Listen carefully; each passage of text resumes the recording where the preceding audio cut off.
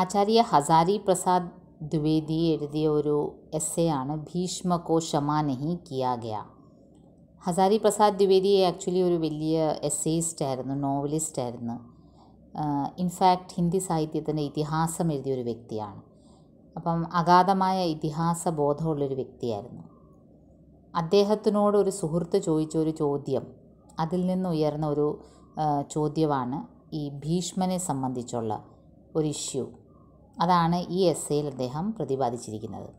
ഈ ഭീഷ്മ എന്നൊരു കഥാപാത്രം മഹാഭാരതത്തിലെ ഒരു വളരെ പ്രോമിനൻ്റ് ആയിട്ടുള്ള ഒരു കഥാപാത്രമാണ്, നമുക്കെല്ലാവർക്കും അറിയാവുന്നതാണ്. ഗംഗാപുത്രനായിരുന്നു ഭീഷ്മ പിതാമ എന്നാണ് അറിയപ്പെടുന്നത്. എല്ലാവർക്കും സമ്മതനായത്. അദ്ദേഹത്തിൻ്റെ തപസ്യവും ത്യാഗവും കാരണമാണ് അദ്ദേഹത്തിന് ആ ഒരു ടൈറ്റിൽ കിട്ടിയത്, ഭീഷ്മ പിതാമ. യഥാർത്ഥ പേര് ദേവവ്രത് എന്നായിരുന്നു. കുരുവംശത്തിലെ രാജ ശാന്തനുവും ഗംഗാനദിയുടെയും പുത്രനായിട്ട് 8ാമത്തെ സന്തതിയായിട്ടാണ് ജനിച്ചത് ഭീഷ്മ.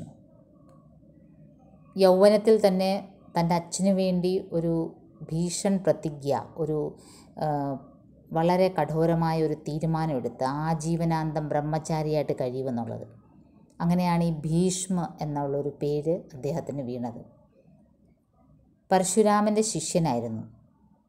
ചെറുപ്രായത്തിൽ തന്നെ കുരുവംശത്തിനെ നയിക്കാനുള്ള ഒരു ദൗത്യം അദ്ദേഹം ഏറ്റെടുക്കുകയും സ്വയം രാജാവാകാതെ തന്നെ കൗരവരെയും പാണ്ഡവരെയും അവർക്ക് വിദ്യ അഭ്യസിച്ചു കൊടുക്കുന്ന ഒരു ദൗത്യം ഏറ്റെടുക്കുകയും അങ്ങനെ ഒരു പിതാമ, ഒരു വലിയൊരു സ്ഥാനം അദ്ദേഹത്തിന് കിട്ടി. എന്നിരുന്നാലും ഈ ഭീഷ്മന്, ഇത്രയധികം ഗുണങ്ങളുള്ള ഒരു ഈ ഭീഷ്മന് എന്തുകൊണ്ട് ഭാരതീയ ജനസമൂഹം വേണ്ടത്ര അംഗീകാരം കൊടുത്തില്ല?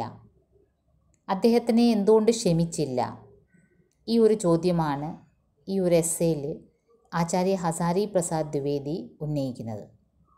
നമുക്കറിയാം, ഈ ഹസാരി പ്രസാദ് ദ്വിവേദി സ്വയം വളരെയധികം ഇതിഹാസ ബോധമുള്ള വ്യക്തിയാണ്. ഹിസ്റ്റോറിക്കൽ ഫാക്ട്സ് വെച്ചിട്ടാണ് അദ്ദേഹം പല കാര്യങ്ങളും, ഹിസ്റ്ററീനെ വളരെയധികം ഇമ്പോർട്ടൻസ് കൊടുത്തിട്ട് ഹിസ്റ്റോറിക്കൽ ഫാക്ട്സ് വെച്ചിട്ടാണ് ഓരോ കാര്യങ്ങൾ അദ്ദേഹം വിലയിരുത്തുന്നത്. അതുപോലെ തന്നെ ഹിസ്റ്ററിയെ മുൻനിർത്തിക്കൊണ്ടാണ്, ഇതിഹാസ ബോധമുള്ളൊരു വ്യക്തിയായിരുന്നു ഭീഷ്മ. പക്ഷേ എന്തുകൊണ്ട് ഭീഷ്മനെ ഒരു അവതാര പുരുഷനായിട്ട് ഭാരതീയ സമൂഹം അംഗീകരിച്ചില്ല? അതിൻ്റെ കാരണം എന്തായിരിക്കും എന്നുള്ളൊരു ചോദ്യത്തിന് ഉത്തരമാണ് ഈ എസ്സേ ഭീഷ്മ കോ ക്ഷമാ നഹി കിയാ ഗയാ. നമുക്ക് ആ എസ്സേയിലേക്ക് പോകാം. मेरे एक मित्र हैं, बड़े विद्वान, स्पष्टवादी और नीतिमान.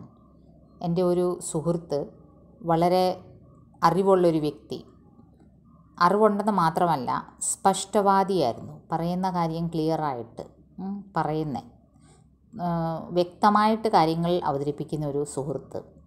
അദ്ദേഹം നീതിമാനായിരുന്നു. ഏത് കാര്യവും പറഞ്ഞാലും അത് ജസ്റ്റിഫൈ ചെയ്ത് ന്യായോ അന്യായോ എന്താണെന്നൊക്കെ അളന്ന് കുറിച്ച് പറയുന്നൊരു വ്യക്തിയായിരുന്നു. വഹി ഇസ് രാജ്യ കെ ബഹുത് പ്രതിഷ്ഠിത് നാഗരിക് ഹൈ. ഈ നമ്മുടെ രാജ്യത്തെ ഒരു നല്ല സ്ഥാനവും മാനവുമുള്ള ഒരു നല്ല സ്ഥാനമുള്ള ഒരു സിറ്റിസനായിരുന്നു, ഒരു പ്രതിഷ്ഠിത് നാഗരിക്കായിരുന്നു. ഉൻസെ മിൽനെ സെ സദാ നയി സ്ഫൂർത്തി മിൽത്തി ഹൈ. പിന്നെ അദ്ദേഹത്തിൻ്റെ ഒരു പ്രത്യേകത, നമ്മൾ എപ്പോൾ അദ്ദേഹത്തെ മീറ്റ് ചെയ്താലും നമുക്കൊരു പുതിയ ഉന്മേഷവും പുതിയ ഉണർവും കിട്ടും. അങ്ങനത്തെ ഒരു ക്യാരക്ടറായിരുന്നു. യദ്യപി വഹ അവസ്ഥാ മേ മുസ്സെ ഛോട്ടെ ഹൈ തഥാപി മുझे സദാ സമ്മാൻ ദേത്തെ ഹൈ. അദ്ദേഹം എന്നേക്കാൾ പ്രായത്തിൽ ഇളയതായിരുന്നു. ഞാൻ നേരത്തെ പറഞ്ഞ എൻ്റെ ഈ സുഹൃത്ത് അറിവുള്ള വിദ്വാനായിരുന്നു, സ്പഷ്ടവാദിയായിരുന്നു, നീതിമാനായിരുന്നു, പ്രായത്തിൽ എന്നേക്കാൾ ഇളയതായിരുന്നു. അതുകൊണ്ട് തന്നെ എനിക്കെപ്പോഴും ഒരു റെസ്പെക്റ്റ്, എൻ്റെ പ്രായത്തെ മാനിച്ച് അദ്ദേഹം ഒരു റെസ്പെക്റ്റ് തരുമായിരുന്നു. ഇസ് ദേശ് മേ യഹ ഏക് അച്ഛി ബാത് ഹൈ कि सब प्रकार से हीन होकर भी यदि कोई उम्र में बड़ा हो तो थोड़ा सा आदर पा ही जाता है. ഈ രാജ്യത്ത് അതാണൊരു നല്ല കാര്യം. നമ്മൾ ബാക്കി എത്ര കൊള്ളരുതായ്മ നമ്മുടെ കയ്യിലുണ്ടെങ്കിലും, നമ്മുടെ കയ്യിൽ എത്ര കൊള്ളരുതായ്മ അല്ലെ അറിവില്ലായ്മ ഉണ്ടെങ്കിൽ കൂടി പ്രായത്തെ ബഹുമാനിക്കുന്ന ഒരു രീതി, കൾച്ചർ നമ്മുടെ ഇന്ത്യയിൽ ഉണ്ട്. അതുകൊണ്ട് തന്നെ എനിക്കല്പം പ്രായം കൂടുതലായത് കാരണം എന്നെ ഇദ്ദേഹം ബഹുമാനിക്കുമായിരുന്നു. ഒരു വ്യംഗ്യാത്മ രൂപത്തിലാണ് പറയുന്നത് അല്ലേ. ഈ രാജ്യത്ത് പ്രായമുള്ളവരെ ബഹുമാനിക്കുന്ന ഒരു ശീലം പൊതുവേ നമുക്ക് ഉണ്ട്. മേ ഭി പാ ജാത്താ ഹൂം ഉമ്ര മേ ബഡാ ഹോനെ കെ കാരൺ.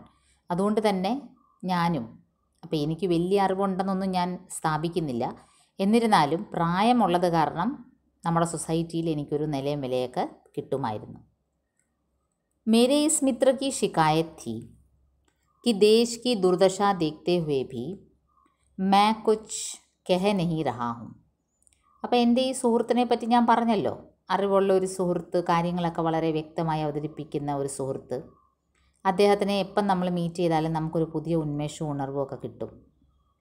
അദ്ദേഹത്തിൻ്റെ കംപ്ലൈൻറ്റ് എന്തായിരുന്നു? ഈ നമ്മുടെ രാജ്യം ഇങ്ങനെ ദുരവസ്ഥയിലേക്ക് പോകുന്നു, പക്ഷേ എന്തുകൊണ്ടൊരു എഴുത്തുകാരൻ എന്ന നിലയ്ക്ക് ഞാൻ എൻ്റെ അഭിപ്രായം ഇതിനെപ്പറ്റി തുറന്ന് പറയുന്നില്ല. അർത്ഥാത് ഇസ് ദുർദശാ കെ ലിയേ ജോ ലോഗ് ജിമ്മേദാർ ഹൈ ഉൻകി ഭർസന നഹീ കർ രഹാ ഹൂം. അദ്ദേഹം പറഞ്ഞതിൻ്റെ അർത്ഥം, നമ്മുടെ രാജ്യത്ത് ഇങ്ങനെ ഒരു അരാജകാവസ്ഥ, ഇങ്ങനത്തെ ഒരു കൊള്ളരുതായ്മ ഒക്കെ നടക്കുന്നു, പല കാര്യങ്ങൾ നടക്കുന്നു, രാഷ്ട്രീയത്തിൽ നടക്കുന്നു, സാമൂഹ്യപരമായി നടക്കുന്നു.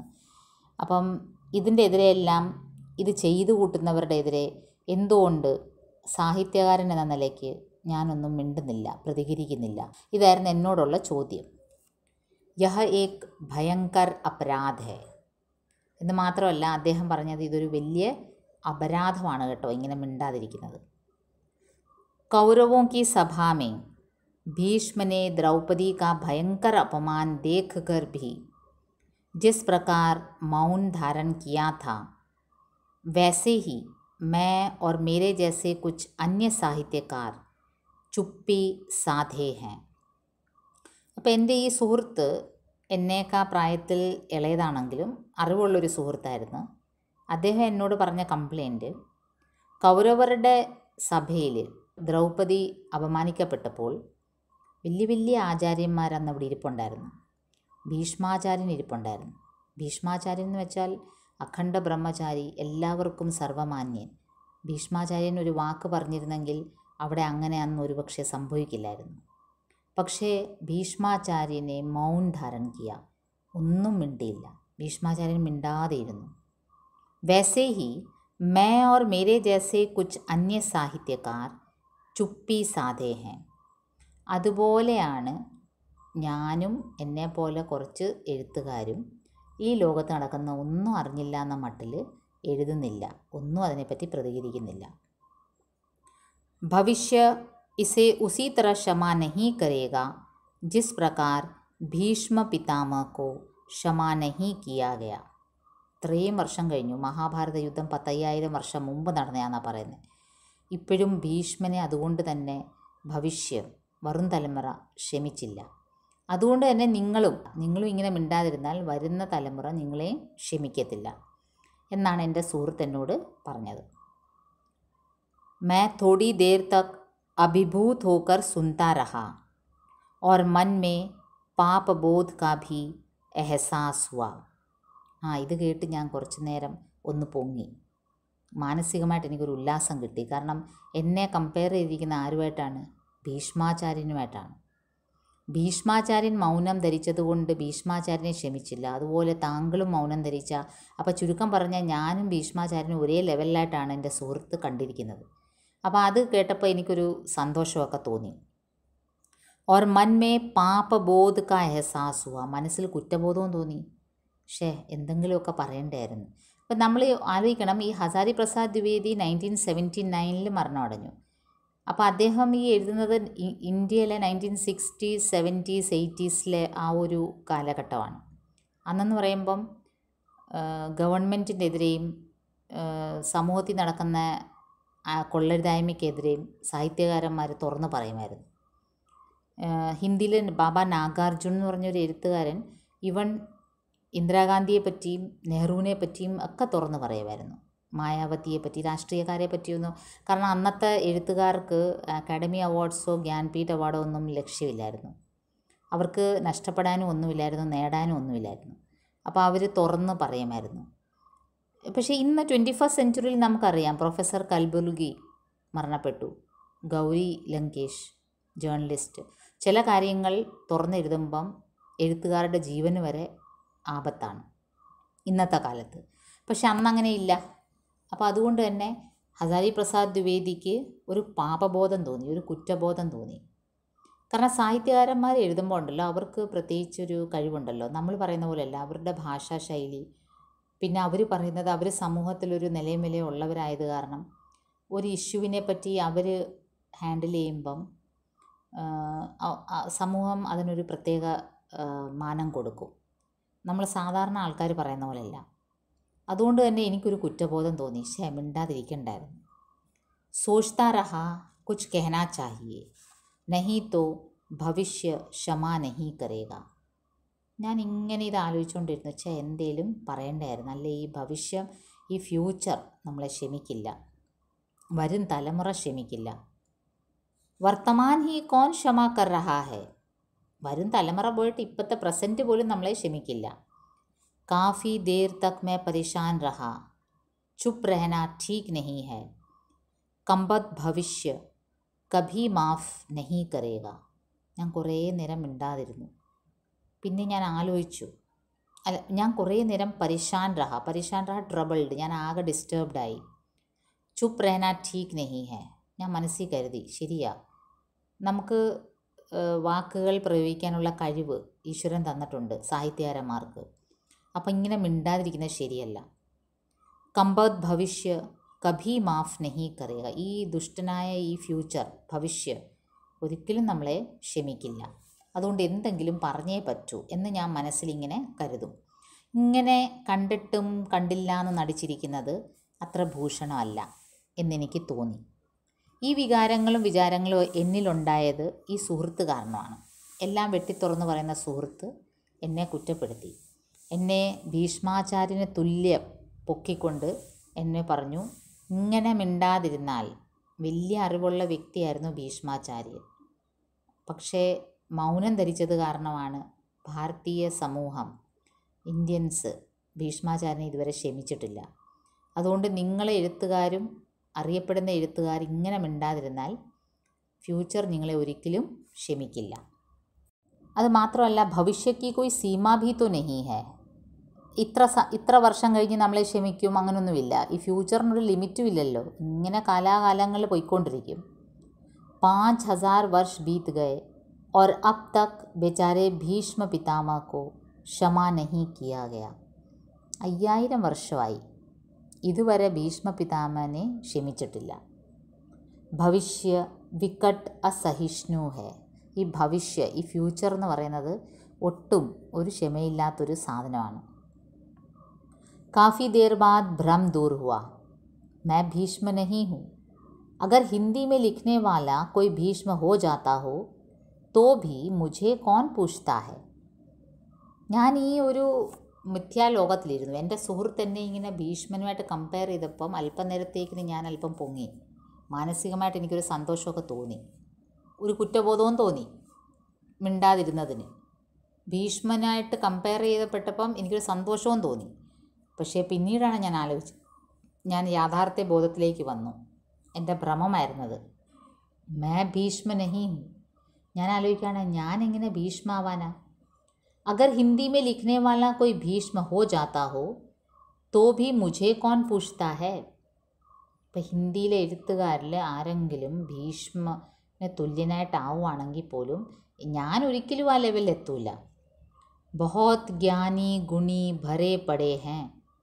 ഹിന്ദി സാഹിത്യ ജഗത്തിൽ, ഹിന്ദി സാഹിത്യ ലോകത്തിൽ ഒരുപാട് അറിവുള്ളവരും ഗുണങ്ങളുള്ളവരും ഒരുപാട് വിദ്വാൻമാരും എന്നെക്കാളും നിറഞ്ഞു നിൽപ്പുണ്ട്. മുജ്സേ അവസ്ഥാ മേ ജ്ഞാൻ മേ പ്രതിഭ മേ ബഹുത് ആകെ. എന്നേക്കാൾ പ്രായത്തിൽ, അറിവിൽ, എല്ലാത്തിലും ഒരുപാട് മുന്നിട്ട് നിൽക്കുന്നവർ ഉണ്ട് ഓൾറെഡി. മുझे कोई डर नहीं है. ഭവിഷ്യ നാമക് മഹാദുരന്ത് അജ്ഞാത് മുझे കിസി ഗിനതി മേ ലേനെ വാല നഹീ ഹെ. ഈ ഫ്യൂച്ചർ എന്ന് പറഞ്ഞ ഒരു മഹാദുരന്തം, അജ്ഞാതമായൊരു ദുരന്തം എന്നെ ഒരിക്കലും ആ ഒരു ഏറ്റവും അറിവുള്ള വ്യക്തികളിൽ കൗണ്ട് ചെയ്യത്തില്ല. ഹിന്ദി സാഹിത്യ ലോകത്തിലെ ഏറ്റവും അറിയപ്പെടുന്ന ആരാന്ന് ചോദിച്ചാൽ ഞാൻ ആ കൂട്ടത്തിലൊന്നും പെടില്ല, ഏതായാലും പെടില്ല. ഡർനാ ഹോ തോ വേഹി ലോഗ് ഡറേ ജിൻകി ഗിൻതി ഹോ സക്തി ഹെ. ഇനി അഥവാ ആർക്കെങ്കിലും പേടിക്കണമെങ്കിൽ അവർ പേടിക്കട്ടെ. ഹിന്ദി സാഹിത്യത്തിലെ ഏറ്റവും ഫേമസ് ആയിട്ടുള്ള ആൾക്കാർ പേടിക്കട്ടെ മിണ്ടാതിരിക്കുന്ന കാര്യത്തിൽ. ഞാൻ പേടിക്കേണ്ട കാര്യമില്ല. തും ക്യോ ഘബറാത്തെ ഹോ മൻസാറാം, തും തോ ന തീൻ മേ ന തേര മേ. അതൊരു യൂസേജാണ് ഹിന്ദിയിൽ. തും തോ ന തീൻ മേ ന തേര മേ, ഒരു പ്രാസം ചേർത്ത് പറയുന്നതാണ്. എന്ന് വെച്ചാൽ ഏറ്റവും വലിയ റൈറ്റേഴ്സിൻ്റെ കൂട്ടത്തിൽ, ഹിന്ദിയിലെ ഏറ്റവും വലിയ റൈറ്റേഴ്സിലെ ആദ്യത്തെ 3, ഫസ്റ്റ്, സെക്കൻഡ്, തേർഡ് എന്ന് നമ്മൾ കരുതുകയാണെങ്കിൽ അതിലും ഞാനില്ല, ആദ്യത്തെ 13ലും ഇല്ല. ചുരുക്കം പറഞ്ഞാൽ ഞാൻ ഏറ്റവും ഫേമസ് ആയിട്ടുള്ള എഴുത്തുകാരനൊന്നും അല്ല. तो मैं क्यों घबराऊँ മൻസാറാം, ഞാൻ പേടിക്കേണ്ട കാര്യമൊന്നുമില്ല, നമ്മൾ ഭയപ്പെടേണ്ട കാര്യം ഇല്ല. ബഡി രാഹത്ത് മിലി ഇസ് യഥാർത്ഥ ബോധ് സേ. ഈ ഒരു യാഥാർത്ഥ്യ ബോധം ഉണ്ടായപ്പോൾ വലിയ ആശ്വാസം തോന്നി കേട്ടോ. കുറച്ച് നേരത്തേക്കിന് പാപബോധമൊക്കെ തോന്നി, കുറ്റബോധം തോന്നി. യോ, മിണ്ടാതിരുന്നത് മോശമായിപ്പോയില്ലേ, കാര്യങ്ങളൊക്കെ അറിഞ്ഞിട്ടും കേട്ടിട്ടും ഒരു സാഹിത്യകാരനായിട്ട് കൂടി അതിനെ ഒന്ന് കവിതേ രൂപത്തിൽ കളിയാക്കുകയോ ഒരു കഥ രൂപത്തിൽ അല്ലെങ്കിൽ ഒരു നാടക രൂപത്തിലൊക്കെ അവതരിപ്പിക്കുകയോ ചെയ്തില്ലല്ലോ. ഈ സമൂഹത്തിൽ നടക്കുന്ന അന്യായങ്ങളെല്ലാം അപ്പാടെ കണ്ടില്ല എന്ന രീതിയിൽ ഞാൻ ഇരുന്നല്ലോ എന്നോർത്ത ഒരു കുറ്റബോധം കുറച്ചു നേരത്തേക്കുണ്ടായി. പിന്നീട് യാഥാർത്ഥ്യബോധം തെളിഞ്ഞപ്പോൾ കാര്യം മനസ്സിലായി, ഞാൻ അങ്ങനെ കുറ്റബോധം വെച്ചിട്ട് കാര്യമില്ല. മഗർ യഹ് സ്വീകാർ കർ ലേനാ ചാഹിയെ कि थोड़ी देर के लिए सही ഭീഷ്മ മുझ് पर छाए रहे. പക്ഷേ ഒരു കാര്യം സത്യമാണ്, അല്പനേരമെങ്കിലും ആണെങ്കിലും ശരി ഈ ഭീഷ്മ എന്നുള്ളൊരു ക്യാരക്ടർ എൻ്റെ മനസ്സിലിങ്ങനെ ഒരു സ്ഥാനം പിടിച്ചു, കുറച്ച് നേരത്തേക്കാണെങ്കിലും ശരി. പ്രാചീൻ കാൽ മേ ഭീഷ്മ ജൈസാ ധർമ്മജ്ഞ और ജ്ഞാനി ഖോജ്ന കഠിൻ ഹെ. പഴയ കാലത്ത് ഭീഷ്മനെ പോലെ അറിവും ഇത്രയും ഒരു വിദ്വാനായിട്ടുള്ളൊരു വ്യക്തിയെ കണ്ടുകിട്ടാൻ പാടാണ്. മഹാഭാരത് കാ ശാന്തി പർവ് ഇസ്കാ ഗവാ ഹെ. മഹാഭാരതത്തിലെ ശാന്തി പർവ് ഇതിൻ്റെ ഉത്തമ ഉദാഹരണമാണ്, ഇതിനുള്ളൊരു കറക്റ്റ് പ്രൂഫാണ്. ഭീഷ്മാചാര്യൻ്റെ അറിവിൻ്റെ ആഴം, ഭീഷ്മാചാര്യൻ്റെ അറിവിൻ്റെ ആഴം എത്ര ഉണ്ടെന്ന് നമ്മൾ കണ്ടതാണ് മഹാഭാരതത്തിലെ ശാന്തി പർവിൽ. കോയി സമസ്യാത്തോ ഭലേ ആദ്മിനെ ചോടി ഹി നഹി. എന്ത് പ്രശ്നം ഉണ്ടായാലും എന്ത് ഡൗട്ട് ഉണ്ടായാലും ക്ലിയർ ചെയ്യുന്നൊരു വ്യക്തിയായിരുന്നു ഭീഷ്മാചാര്യൻ. പ്രാചീൻ കാൽ കെ ജ്ഞാനിയോं में भीष्म मुझे सबसे अधिक प्रभावित करते हैं अपने अगाध इतिहास बोध के कारण. പുരാണങ്ങളിലെ ഏത് വ്യക്തിയാണ് എന്നെ കൂടുതൽ സ്വാധീനിച്ചിട്ടുള്ളത് എന്ന് പറഞ്ഞാൽ എനിക്ക് ഭീഷ്മൻ്റെ പേര് ഒരു മടിയും കൂടാതെ പറയാൻ കഴിയും. കാരണം ഭീഷ്മനുള്ള അത്രയും ഉള്ള ഒരു ഇതിഹാസ ബോധം, ഹിസ്റ്ററിയെ പറ്റിയുള്ള ഒരു അറിവ്, പാസ്റ്റിനെ പറ്റിയുള്ള ഒരു അഗാധമായ അറിവ് ആ ഭീഷ്മനുള്ള അത്രയും വേറെ ആർക്കും ഇല്ല. युधिष्ठिर के हर प्रश्न के उत्तर में वह प्रायः यह कहकर शुरू करते हैं. യുധിഷ്ഠിർ ചോദിച്ച ഓരോ ചോദ്യത്തിൻ്റെയും ഉത്തരം അദ്ദേഹം മിക്കപ്പോഴും ഇങ്ങനെയായിരുന്നു പറയുന്നത്. അത്രാപ്യുദാഹരന്തിമിതിഹാസം പുരാതനം. ഇതൊരു സംസ്കൃത് സെൻറ്റൻസാണ്. അത്രാപ്പി ഇവിടെയും, പുരാതനം ഇതിഹാസം പുരാതനമായ ഇതിഹാസത്തെ, ഉദാഹരന്തി ഉദാഹരിക്കുന്നു. എങ്ങനെയുള്ള ഇതിഹാസത്തെ? പുരാതനമായ ഇതിഹാസത്തെ ഇവിടെ ഞാൻ ഉദാഹരണമായിട്ട് പറഞ്ഞ് ഇത് സോൾവ് ചെയ്യുന്നു. എന്ത് പ്രശ്നം ഉണ്ടായാലും ഏത് ചോദ്യത്തിനും ഇതിഹാസത്തിൽ അതിൻ്റെ ഉത്തരം കണ്ടെത്തുന്ന ഒരു വ്യക്തിയായിരുന്നു ഭീഷ്മാചാര്യൻ. ഇവിടെയും ഞാൻ ഇതിഹാസത്തെ ഉദാഹരണമായിട്ടെടുത്തിട്ട് ഈ കാര്യങ്ങൾ ഇങ്ങനെ വിവരിക്കുന്നു എന്നും പറഞ്ഞാണ് യുധിഷ്ഠിരൻ്റെ ഏത് ചോദ്യത്തിനും ഭീഷ്മാചാര്യൻ ഉത്തരം പറഞ്ഞിരുന്നത്. എന്നുവെച്ചാൽ ഫാക്റ്റുകൾ നിരത്തിയാണ് അദ്ദേഹം ഒരു കാര്യം സ്ഥാപിക്കുകയാണെങ്കിൽ വെറുതെ പറയല്ല, അത് പുരാണങ്ങളിലും ഇതിഹാസങ്ങളിലും ഉള്ള ആ കാര്യത്തിനെ കോട്ട് ചെയ്തിട്ടാണ് അദ്ദേഹം എല്ലാ കാര്യങ്ങളും സോൾവ് ചെയ്തിരുന്നത്, സംശയങ്ങളെല്ലാം ദൂരീകരിച്ചിരുന്നത്. ഹിന്ദി സാഹിത്യ ലോകത്തിലെ എക്കാലത്തെയും അറിയപ്പെടുന്ന ഒരു എസ്സേയിസ്റ്റാണ് ഹസാരി പ്രസാദ് ദ്വിവേദി. അദ്ദേഹത്തിൻ്റെ എസ്സേ ഭീഷ്മ കോ ക്ഷമാ നഹി കിയാ ഗയാ, അതിൻ്റെ പാർട്ട് 2 ആണ് ഇവിടെ നമ്മൾ എടുക്കുന്നത്. നമ്മൾ കണ്ടു ഒരു ഫ്രണ്ട് ഹസാരി പ്രസാദ് ദ്വിവേദിയുടെ അടുത്ത് ചോദിക്കുന്നത് എന്തുകൊണ്ട് നമ്മൾ ഭീഷ്മ പിതാമഹനെ ക്ഷമിച്ചില്ല. ആ ഒരു ചോദ്യം എന്നോട് ചോദിക്കുകയും വേണ്ട സമയത്ത് വാ തുറന്ന് അരുത് എന്ന് പറയാത്തതുകൊണ്ടാണോ ഭീഷ്മ പിതാമഹനെ ക്ഷമിക്കാതിരുന്നത്, മൗനം പാലിച്ചതുകൊണ്ടാണോ? അങ്ങനെയെങ്കിൽ താങ്കളെപ്പോലുള്ള എഴുത്തുകാർ ഇപ്പം നമ്മുടെ രാജ്യത്ത് നടക്കുന്ന അക്രമങ്ങളും അഴിമതിയും അതിൻ്റെ എതിരെയൊക്കെ തുറന്ന് പറഞ്ഞില്ലെങ്കിൽ താങ്കളെയും ജനങ്ങൾ ക്ഷമിക്കില്ല എന്ന് പറയുകയുണ്ടായി. ഇത് കേട്ടിട്ട് ഹസാരി പ്രസാദ് ദ്വിവേദി അല്പമൊന്ന് അഹങ്കരിക്കുക കൂടി ചെയ്തു. കാരണം തന്നെ ഭീഷ്മ പിതാമഹ പോലുള്ളൊരു വലിയ ആചാര്യനുമായിട്ടാണ് കമ്പയർ ചെയ്തിരിക്കുന്നത്. ഇൻഫാക്റ്റ് ഹസാരി പ്രസാദ് ദ്വിവേദിക്ക് അറിയാം ഭീഷ്മ പിതാമഹൻ്റെ പാതി അറിവ് പോലും അദ്ദേഹത്തിന് ഇല്ലായിരുന്നു.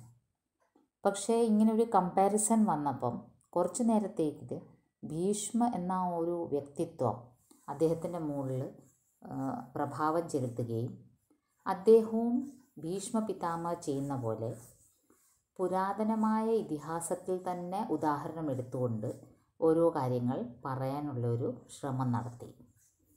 അങ്ങനെ അദ്ദേഹം പറയുകയാണ്, किस प्रकार पुराने इतिहास से वह वर्तमान समस्या के सही स्वरूप का उद्घाटन करते हैं और उसका विकास क्रम समझा देते हैं, यह चकित कर देता है. എന്നെ അതിശയിപ്പിക്കുന്ന ഒരു കാര്യം എങ്ങനെയാണ് ഭീഷ്മ പിതാമഹ ഇതിഹാസത്തിൽ നിന്ന് ഓരോ എക്സാമ്പിൾ കോട്ട് ചെയ്തിട്ട് വർത്തമാൻ സമസ്യ കെ സഹി സ്വരൂപ് കാ ഉദ്ഘാടൻ കർത്തെ, പ്രസൻറ്റിലെ പ്രോബ്ലം എന്താണ്, അതെങ്ങനെയാണ് ഡീൽ ചെയ്യേണ്ടത് എന്നതിനുള്ള ഉത്തരം ഭീഷ്മ പിതാമഹ എപ്പോഴും പുരാണങ്ങളിൽ നിന്ന് എടുക്കുമായിരുന്നു. അതെന്നെ അത്ഭുതപ്പെടുത്തിയിട്ടുണ്ട്. യഹ് ചക്കിത് കർ ദേത്താ ഹൈ. ഹർ പ്രശ്ന കി തഹ മേ ജാനെ കി ഉൻകി പദ്ധതി. ഏതൊരു പ്രോബ്ലം പറഞ്ഞാലും അതിൻ്റെ ഡീപ്പ്, അതിൻ്റെ അങ്ങ് ബോട്ടം വരെ പോവും. അതിൻ്റെ ആ ഒരു പ്രശ്നം എവിടെ നിന്നാണ് ഉണ്ടായത് അത്രയ്ക്ക് റിസർച്ച് നടത്തി അദ്ദേഹം അതിൻ്റെ ബോട്ടം വരെ പോവും. और हर प्रश्न की तह में जाने की उनकी पद्धति ആധുനിക യുഗ് में भी उपयोगी है.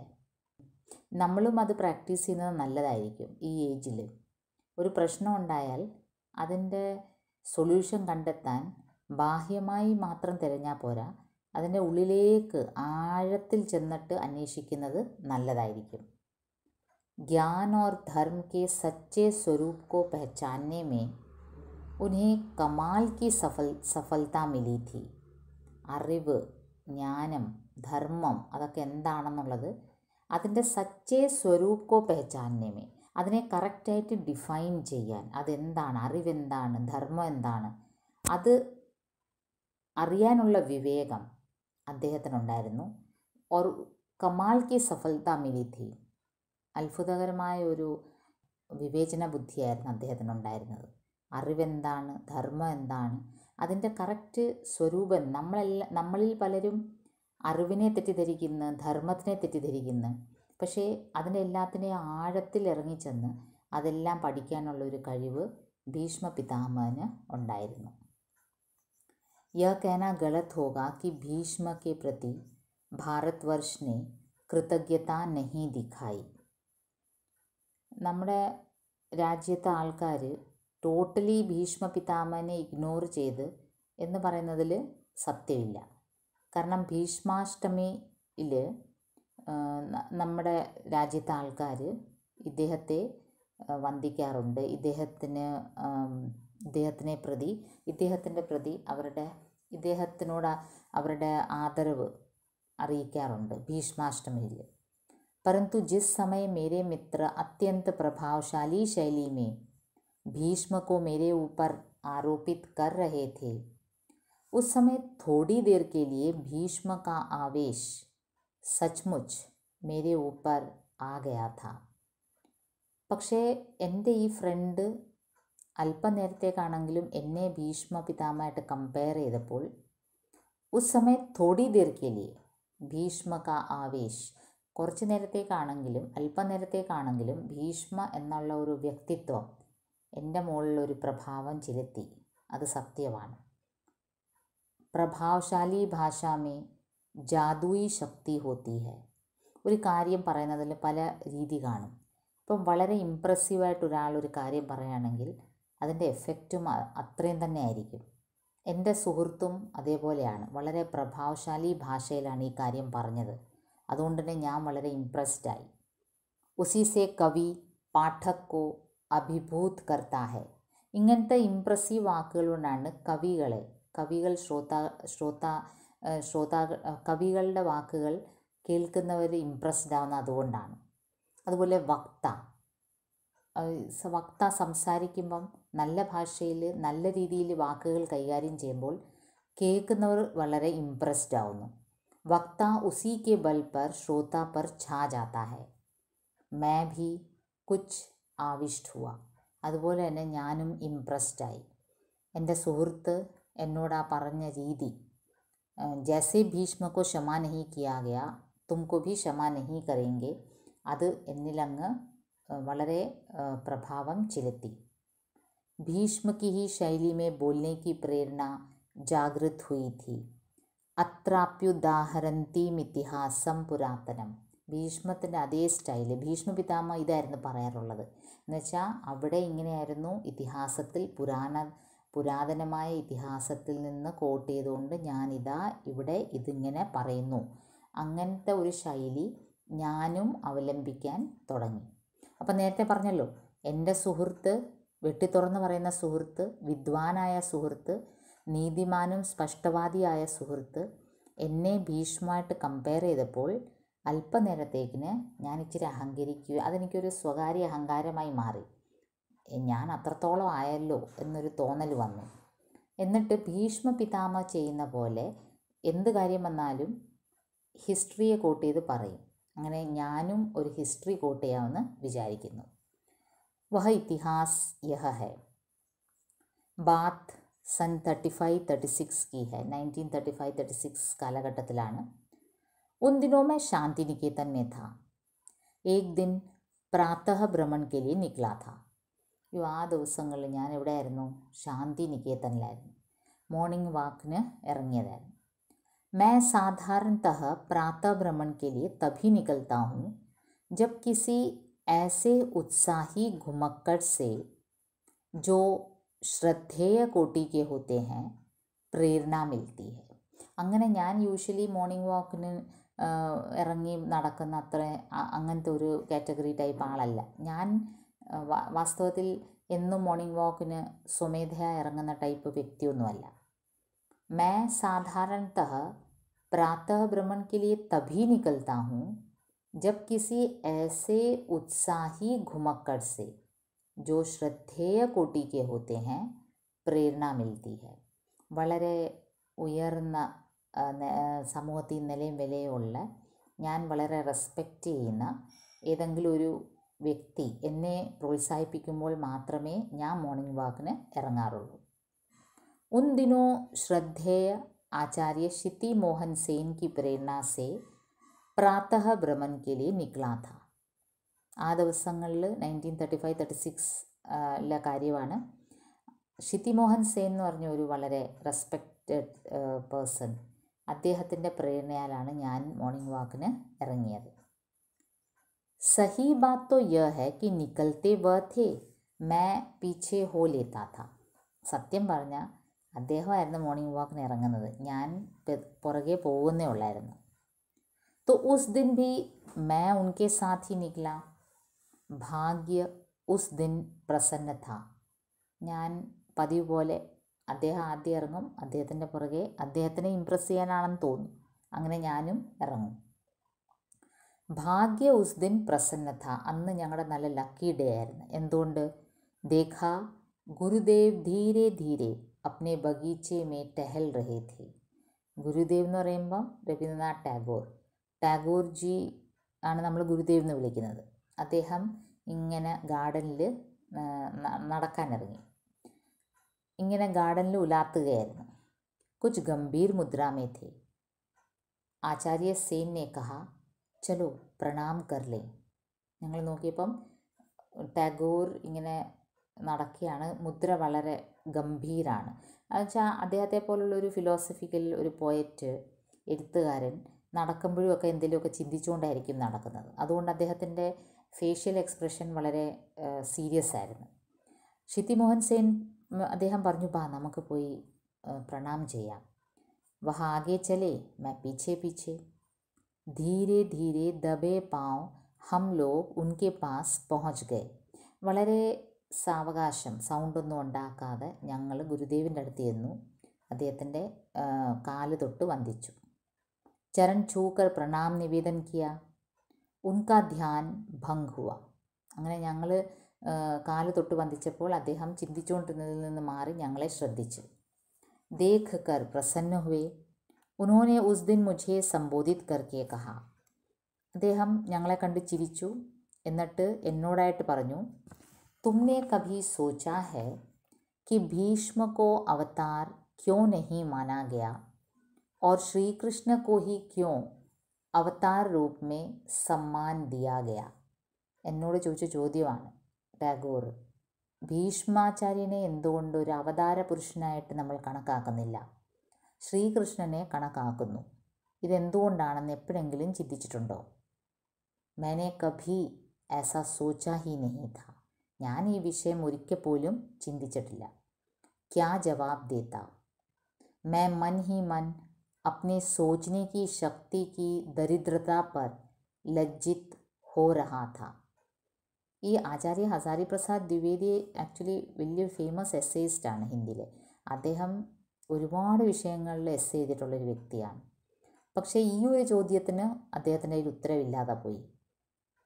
ഗുരുദേവ് ചോദിച്ചപ്പോൾ ഗുരുദേവിനെ ഇമ്പ്രസ് ചെയ്യാൻ ഒരു മറുപടി പറയാൻ ഇദ്ദേഹത്തിൻ്റെ കയ്യിലില്ല. കാരണം ഈ വിഷയം അദ്ദേഹം ചിന്തിച്ചിട്ടില്ല. എന്തുകൊണ്ട് ശ്രീകൃഷ്ണനെ അവതാര പുരുഷനായിട്ട് കൺസിഡർ ചെയ്യുന്നു, ഭീഷ്മനെ കൺസിഡർ ചെയ്യുന്നില്ല? അപ്പം എനിക്ക് എന്നോട് തന്നെ അങ്ങ് ലജ്ജ തോന്നി. എൻ്റെ ഈ ദാരിദ്ര്യം, വിഷയദാരിദ്ര്യം, എനിക്ക് ചിന്തിക്കാനുള്ള ആ ഒരു ശക്തിയുടെ കുറവ് എനിക്ക് തന്നെ അങ്ങ് ലജ്ജ തോന്നി. കാരണം ഗുരുദേവിനെ ഇമ്പ്രസ് ചെയ്യാൻ പറ്റിയ സമയമായിരുന്നു. आचार्य सेन ने रक्षा की. वह बोले, हम लोग तो ऐसे प्रश्नों का उत्तर आपसे ही सुनने की आशा रखते हैं. അപ്പോൾ ഷിത്തി മോഹൻ സെൻ വളരെ ബുദ്ധിപൂർവ്വം എന്നെ രക്ഷിക്കാൻ വേണ്ടി പറഞ്ഞു, ഗുരുദേവ്, ഞങ്ങളാണെങ്കിൽ ഇങ്ങനത്തെ പ്രശ്നങ്ങൾക്ക് സൊല്യൂഷൻ കാണുന്നത് അങ്ങയിൽ നിന്നാണ്. गुरुदेव ने हंसते हुए कहा, आपने भी तो कुछ सोचा ही होगा, मगर मैं इस पंडित को ही छेड़ना चाहता था. അപ്പോൾ ഗുരുദേവ് എന്നെ വിടുന്ന ലക്ഷണമില്ല. ഗുരുദേവ് പറയും, ഷിത്തിമോഹൻ സിംഗിനോട് പറയും, താങ്കൾ എന്തെങ്കിലും ഈ വിഷയത്തെപ്പറ്റി ചിന്തിച്ച് കാണും, അതെനിക്കറിയാം. പക്ഷേ എനിക്ക് ഈ പണ്ഡിതനെയാണ് ഞാനൊന്ന് ഇളക്കാൻ ശ്രമിച്ചത്. എന്നെ ഉദ്ദേശിച്ചാണ് പറഞ്ഞത്. അഭി നോജവാൻ ഹെ, നയാ ഖൂൻ ഹെ, മാർ ഖാനെ കി അഭി ശക്തി ഹെ. ഇദ്ദേഹം ഇപ്പോൾ യുവാവാണ്, പുതിയ രക്തമാണ്, തിളയ്ക്കുന്ന രക്തമാണ്. അതുകൊണ്ട് ഈ വിഷയത്തെപ്പറ്റി എന്തെങ്കിലും പറഞ്ഞിട്ട് ആരെങ്കിലും എതിർത്ത് വാദപ്രതിവാദം ഉണ്ടാവുകയാണെങ്കിലും അത് നേരിടാനുള്ളൊരു ചങ്കൂറ്റം ഈ ചെറുപ്പക്കാരനുണ്ട്. മേരി പീഠ് തോ ജർജർ ഹോ ചുക്കി ഹെ. ഞാൻ വയസ്സായി, എനിക്കിനിയും ഡിബേറ്റിങ്ങിനൊക്കെ പങ്കെടുക്കാൻ ബുദ്ധിമുട്ടാണ്. ഞാനൊരു വിഷയം പറഞ്ഞാൽ ചിലപ്പോൾ ആൾക്കാർ എതിർത്താൽ അതിനെ പിടിച്ചു നിൽക്കാൻ എനിക്കിനിയും പ്രായമായി. കഹകർ ഗുരുദേവ് ഖൂബ് പ്രസന്ന ഭാവ് സേ ഹസേ. ഇത്രയും പറഞ്ഞ് അദ്ദേഹം വളരെ ഹാപ്പി ആയിട്ട് ചിരിച്ചു. मैंने विनीत भाव से कहा, ऐसा प्रश्न तो मेरे मन में कभी उठा ही नहीं, परंतु आप कहते हैं तो सोचूंगा, परंतु क्या सोचूं यह बता दें. ആ സമയത്ത് നോക്കൂ, എൻ്റെ വായിൽ വന്ന ഉത്തരം എന്താണെന്ന്. വളരെ സില്ലിയായിട്ടാണ് ഞാൻ ആൻസർ ചെയ്തത്. ഞാൻ പറയാണ്, ऐसा प्रश्न तो मेरे मन में कभी उठा ही नहीं. ഗുരുദേവ്, ഇങ്ങനെ ഒരു കാര്യം ഞാൻ ചിന്തിച്ചിട്ടേ ഇല്ല. परंतु आप कहते हैं तो सोचूंगा. പക്ഷെ അങ്ങ് പറഞ്ഞ സ്ഥിതിക്ക് ഞാൻ ആ വിഷയത്തെപ്പറ്റി ഗഹനമായി ആലോചിക്കാൻ തുടങ്ങാം. परंतु क्या सोचूं यह बता दें. പക്ഷെ എന്താണ് ഞാൻ, ഏത് വഴിയിലാണ് ഞാൻ ചിന്തിക്കേണ്ടത്, അതൊന്ന് പറയണേ.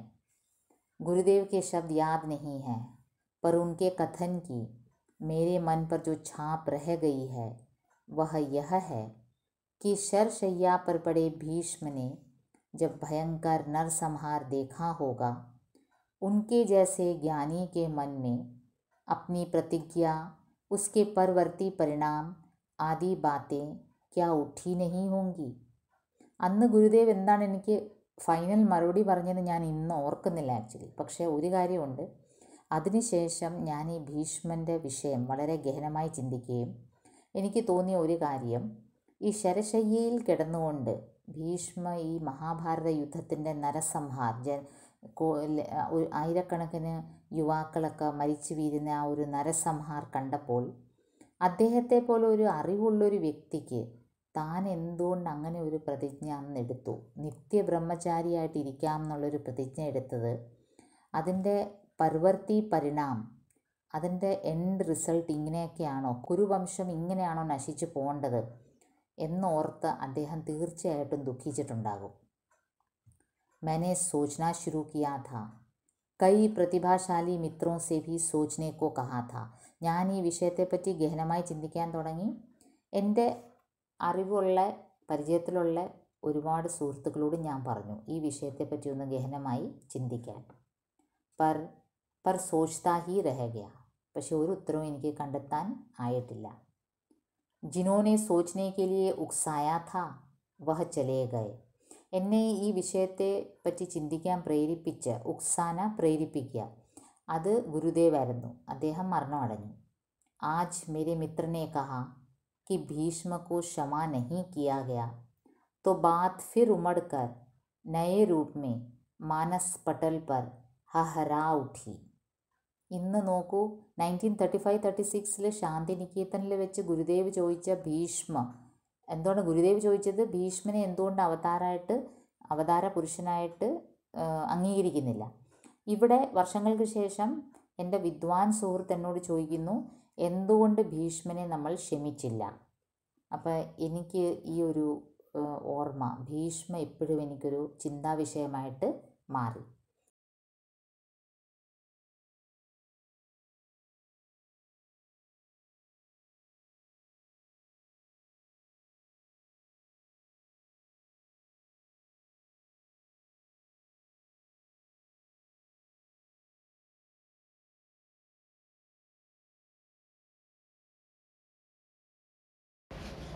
Hello, welcome back. Hazari Prasad Dwivedi എന്ന ഹിന്ദി സാഹിത്യത്തിലെ എക്കാലത്തെയും ഒരു പ്രമുഖ എഴുത്തുകാരൻ, നിബന്ധകാർ, എസ്സേയിസ്റ്റ്. അദ്ദേഹത്തിൻ്റെ എസ്സേ ഭീഷ്മക്കോ ക്ഷമാ നഹി കിയാ ഗയാ, അതിൽ 2 കാതലായ പ്രശ്നങ്ങൾ അദ്ദേഹം സ്വയം ചോദിക്കുകയാണ്. ഭീഷ്മാചാര്യനെ എന്തുകൊണ്ട് കൃഷ്ണനെ പോലെ ഒരു അവതാര പുരുഷനായിട്ട് കൺസിഡർ ചെയ്തില്ല. രണ്ടാമത്തെ കാര്യം, ഭീഷ്മനെ ജനങ്ങൾ ക്ഷമിച്ചില്ല. ഉചിതമായ അവസരത്തിൽ ഉചിതമായ തീരുമാനം എടുക്കാത്തതുകൊണ്ടാണോ ഭീഷ്മനെ ക്ഷമിക്കാതിരുന്നത്? ഈ 2 ചോദ്യങ്ങൾ 2 വ്യക്തികൾ അദ്ദേഹത്തോട് ചോദിക്കുകയുണ്ടായി.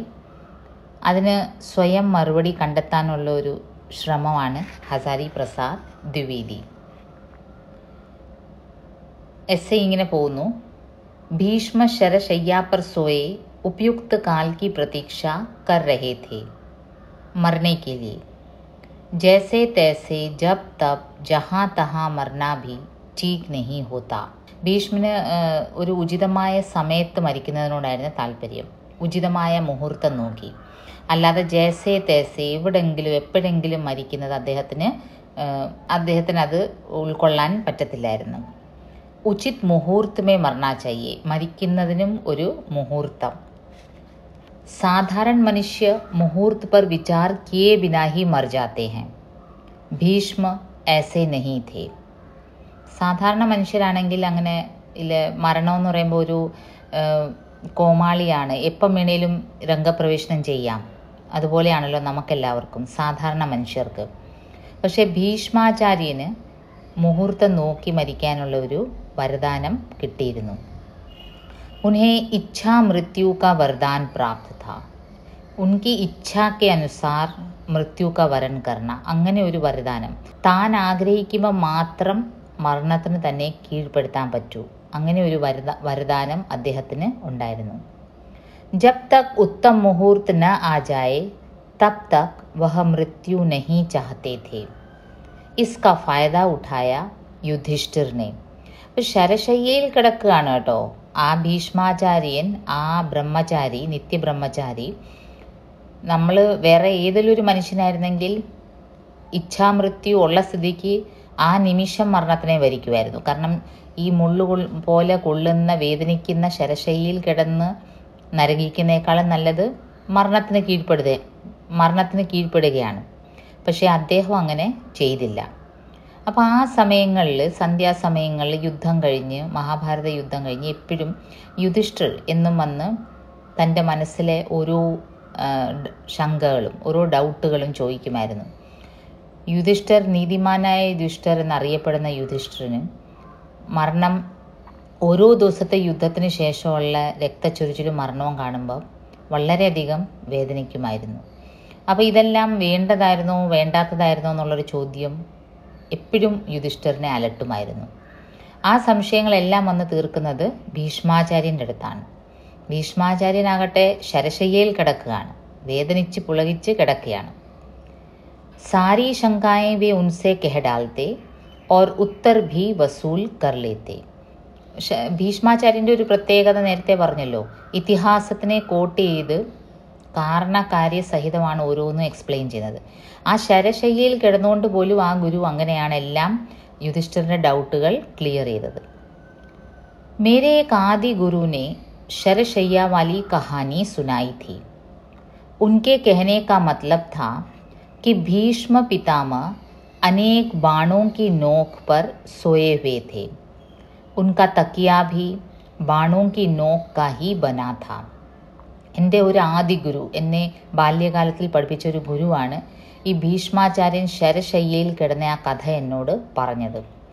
അദ്ദേഹം പറഞ്ഞത് ആ ശരശയ്യയിൽ കിടക്കുമ്പം ഇവൻ തക്കിയ എന്ന് പറയുമ്പം തലയണ, പില്ലോ പോലും ഈ ആരോസ് ആയിരുന്നു, ശരങ്ങളായിരുന്നു. മേരാ ബാലക് മൻ ബഹുത് വ്യാകുൽ ഹോ ഗയാ ഥാ. അന്ന് ഞാൻ കൊച്ചുകുട്ടിയായിരുന്നു, എനിക്കത് കേട്ടപ്പം തന്നെ ആകെ വിഷമവും ടെൻഷനുമായി. വഹ 1000 ബ്രഹ്മചാരി രഹേ ഹൂം, ഉൻഹേ ബാണോ കി നോക്ക് തോ ചുപ്തി ഹി ഹോഗി. ഞാനപ്പോൾ ആലോചിക്കുകയായിരുന്നു, അദ്ദേഹം എത്ര വലിയ ബ്രഹ്മചാരിയാണെങ്കിലും ഈ ശരങ്ങൾ അദ്ദേഹത്തിനെ തീർച്ചയായും മുറിവേൽപ്പിച്ചിട്ടുണ്ടാകും. ബേചാരെ വൃദ്ധ കർവട്ട് ഭി നഹി ബദൽ പാത്തേ ഹോങ്കെ. കർവട്ട് ബദൽന നമ്മൾ ഇങ്ങനെ കിടക്കുമ്പം നമ്മൾ തിരിഞ്ഞും മറിഞ്ഞും കിടക്കത്തില്ലേ കട്ടിൽ. അപ്പോൾ ആ വൃദ്ധനായ ഭീഷ്മാചാര്യന് ശരശയ്യയിൽ കിടക്കുന്നതുകൊണ്ടൊന്ന് തിരിഞ്ഞ് കിടക്കാൻ, ഒന്ന് പൊസിഷൻ മാറി കിടക്കാൻ പോലും പറ്റത്തില്ല. കാരണം തിരിഞ്ഞാൽ പിന്നെയും ശരങ്ങളാണ് കൊള്ളുന്നത്. जब बदलते होंगे तब बाण बुरी तरह चुभ जाते होंगे और उसी में युधिष्ठिर प्रश्नों की बौछार कर रहे होंगे. ഒന്ന് ആലോചിച്ച് നോക്കി, ഞാൻ എൻ്റെ ഞാൻ കൊച്ചുകുട്ടിയായിട്ടിരിക്കുമ്പോൾ ഈ കഥ കേട്ടിട്ട് ഞാൻ അങ്ങ് പെട്ടെന്ന് ടെൻഷനായിപ്പോയി. ആ സ്ഥിതി ആലോചിച്ചിട്ട് ഒരു ശരശയ്യയിൽ കിടക്കുന്ന വൃദ്ധനായ ഭീഷ്മനെ ഞാൻ സങ്കല്പിച്ചപ്പോൾ എനിക്ക് ശരിക്കും അങ്ങ് വിഷമം വന്നു. അദ്ദേഹത്തിനൊന്ന് തിരിഞ്ഞു കിടക്കാൻ പോലും പറ്റുന്നില്ല. തിരിഞ്ഞു കിടന്നാലും ശരങ്ങളുടെ മുള്ളുകൊള്ളും. ശരങ്ങളുടെ ആ ഒരു മൂർച്ചയേറിയ ശരങ്ങൾ കൊള്ളും. തിരിഞ്ഞു കിടന്നാലും മൂർച്ചയേറിയ ശരങ്ങളാണ് കൊള്ളുന്നത്. അതിൻ്റെ കൂട്ടത്തിൽ യുധിഷ്ഠിരന് ഒരു വശത്ത് നിന്ന് കുറേ വലിയ ഡൗട്ടുകൾ അങ്ങ് ചോദിക്കുകയാണ്. പ്രശ്നവും കി ബോച്ചാർ, ചോദ്യങ്ങളുടെ ഒരു വലിയ ലിസ്റ്റ് തന്നെ അങ്ങ് യുധിഷ്ഠിരൻ ചോദിച്ചുകൊണ്ടിരിക്കുകയാണ്. ഇവിടെ ഒരാൾ വേദന കൊണ്ട് പൊളയുന്നു, അവിടെ ഒരാൾ ചോദ്യങ്ങൾ ചോദിച്ചുകൊണ്ടേ ഇരിക്കുന്നു. यद्यपि वह युधिष्ठिर दयालु थे, तथापि उस समय थोड़ी और दया दिखाते तो क्या बिगड़ जाता. ഞാൻ ആലോചിക്കുവാണ്, യുധിഷ്ഠിരനെ വളരെ ദയാലുവായിട്ടാണ് പൊതുവെ ചിത്രീകരിക്കുന്നത്. അപ്പോൾ അദ്ദേഹം ഇത്രയും ദയാലുവായിരുന്ന സ്ഥിതിക്ക് ആ സമയത്ത് ആ വൃദ്ധനായ ഒരു ഗുരുവിനെ മുകളിൽ അല്പം ദയ കാണിച്ചിരുന്നെങ്കിൽ എന്ത് കിട്ടിയേനെ. കാരണം വളരെ വേദന സഹിക്കുന്ന ഒരു വ്യക്തിയുടെ അടുത്ത് ചെന്ന് പിന്നെയും ചെന്ന് ചോദ്യങ്ങൾ ചോദിച്ച് അവരെ ഡിസ്റ്റർബ് ചെയ്യാൻ. मैं जब उस दृश्य की कल्पना करता था तब मुझे बड़ी पीड़ा होती थी, पर दूसरे बच्चे ब्रह्मचर्य की महिमा का अनुभव करते थे और प्रसन्न होते थे. ഞാൻ സത്യം പറഞ്ഞ ആ ഒരു സീൻ ആലോചിക്കുമ്പോൾ തന്നെ എനിക്ക് വളരെയധികം വിഷമമായിരുന്നു. ബഡി പീഡ ഹോത്തി തീ, എനിക്ക് നല്ല ടെൻഷൻ ആവുമായിരുന്നു. അയ്യോ, ആ മനുഷ്യൻ എത്രമാത്രം സഹിച്ചു, ഇത്രയും കൗരവരുടെയും പാണ്ഡവരെയൊക്കെ വിദ്യ അഭ്യസിച്ച കുരുവംശത്തിലെ തന്നെ ഒരു വ്യക്തിക്ക്, ജീവിതകാലം മുഴുവനും ബ്രഹ്മചാരിയായിട്ടിരുന്ന വ്യക്തിക്ക് ഇങ്ങനെ വന്നല്ലോ എന്നോർത്ത് എനിക്ക് വളരെ വിഷമമായിരുന്നു. പക്ഷേ മറ്റു കുട്ടികൾ, അതിശയം എന്ന് പറയട്ടെ, ബ്രഹ്മചര്യക്ക് മഹിമാക്ക അനുഭവ കർത്തേതി, അവരത് വലിയൊരു ഗ്ലോറിഫൈ ചെയ്ത, ഒരു ബ്രഹ്മചാരിക്ക് ഇങ്ങനെയൊക്കെ സഹിക്കാൻ പറ്റൂ, ബ്രഹ്മചാരിയുടെ ഒരു കഴിവാണിത്, ഈ ശരീരത്തിൻ്റെ വേദനയൊന്നും ബ്രഹ്മചാരി അറിയത്തില്ല എന്നൊക്കെ പറഞ്ഞ് അവരതിനെ ഗ്ലോറിഫൈ ചെയ്യുമായിരുന്നു. मैं भी उनकी महिमा को समझता था, पर न जाने क्यों मेरा मन दुखी हो उठता था. എനിക്കും ബ്രഹ്മചാര്യത്തിൻ്റെ മഹിമയൊക്കെ അറിയാമായിരുന്നു, പക്ഷേ എന്നാലും എൻ്റെ മനസ്സങ്ങ് പെട്ടെന്ന് വിഷമിക്കുമായിരുന്നു. बाद में मेरे एक विद्वान बुजुर्ग ने बताया कि शर सरकंडे को कहते थे, उसी से बाण बनते थे ആക്കിയിരുന്നത്. അപ്പോൾ അവർ പറഞ്ഞു വന്നത്, ഭീഷ്മ വസ്തുതः बाणों की नोक पर नहीं सरकंडों की चटाई पर लेटे थे.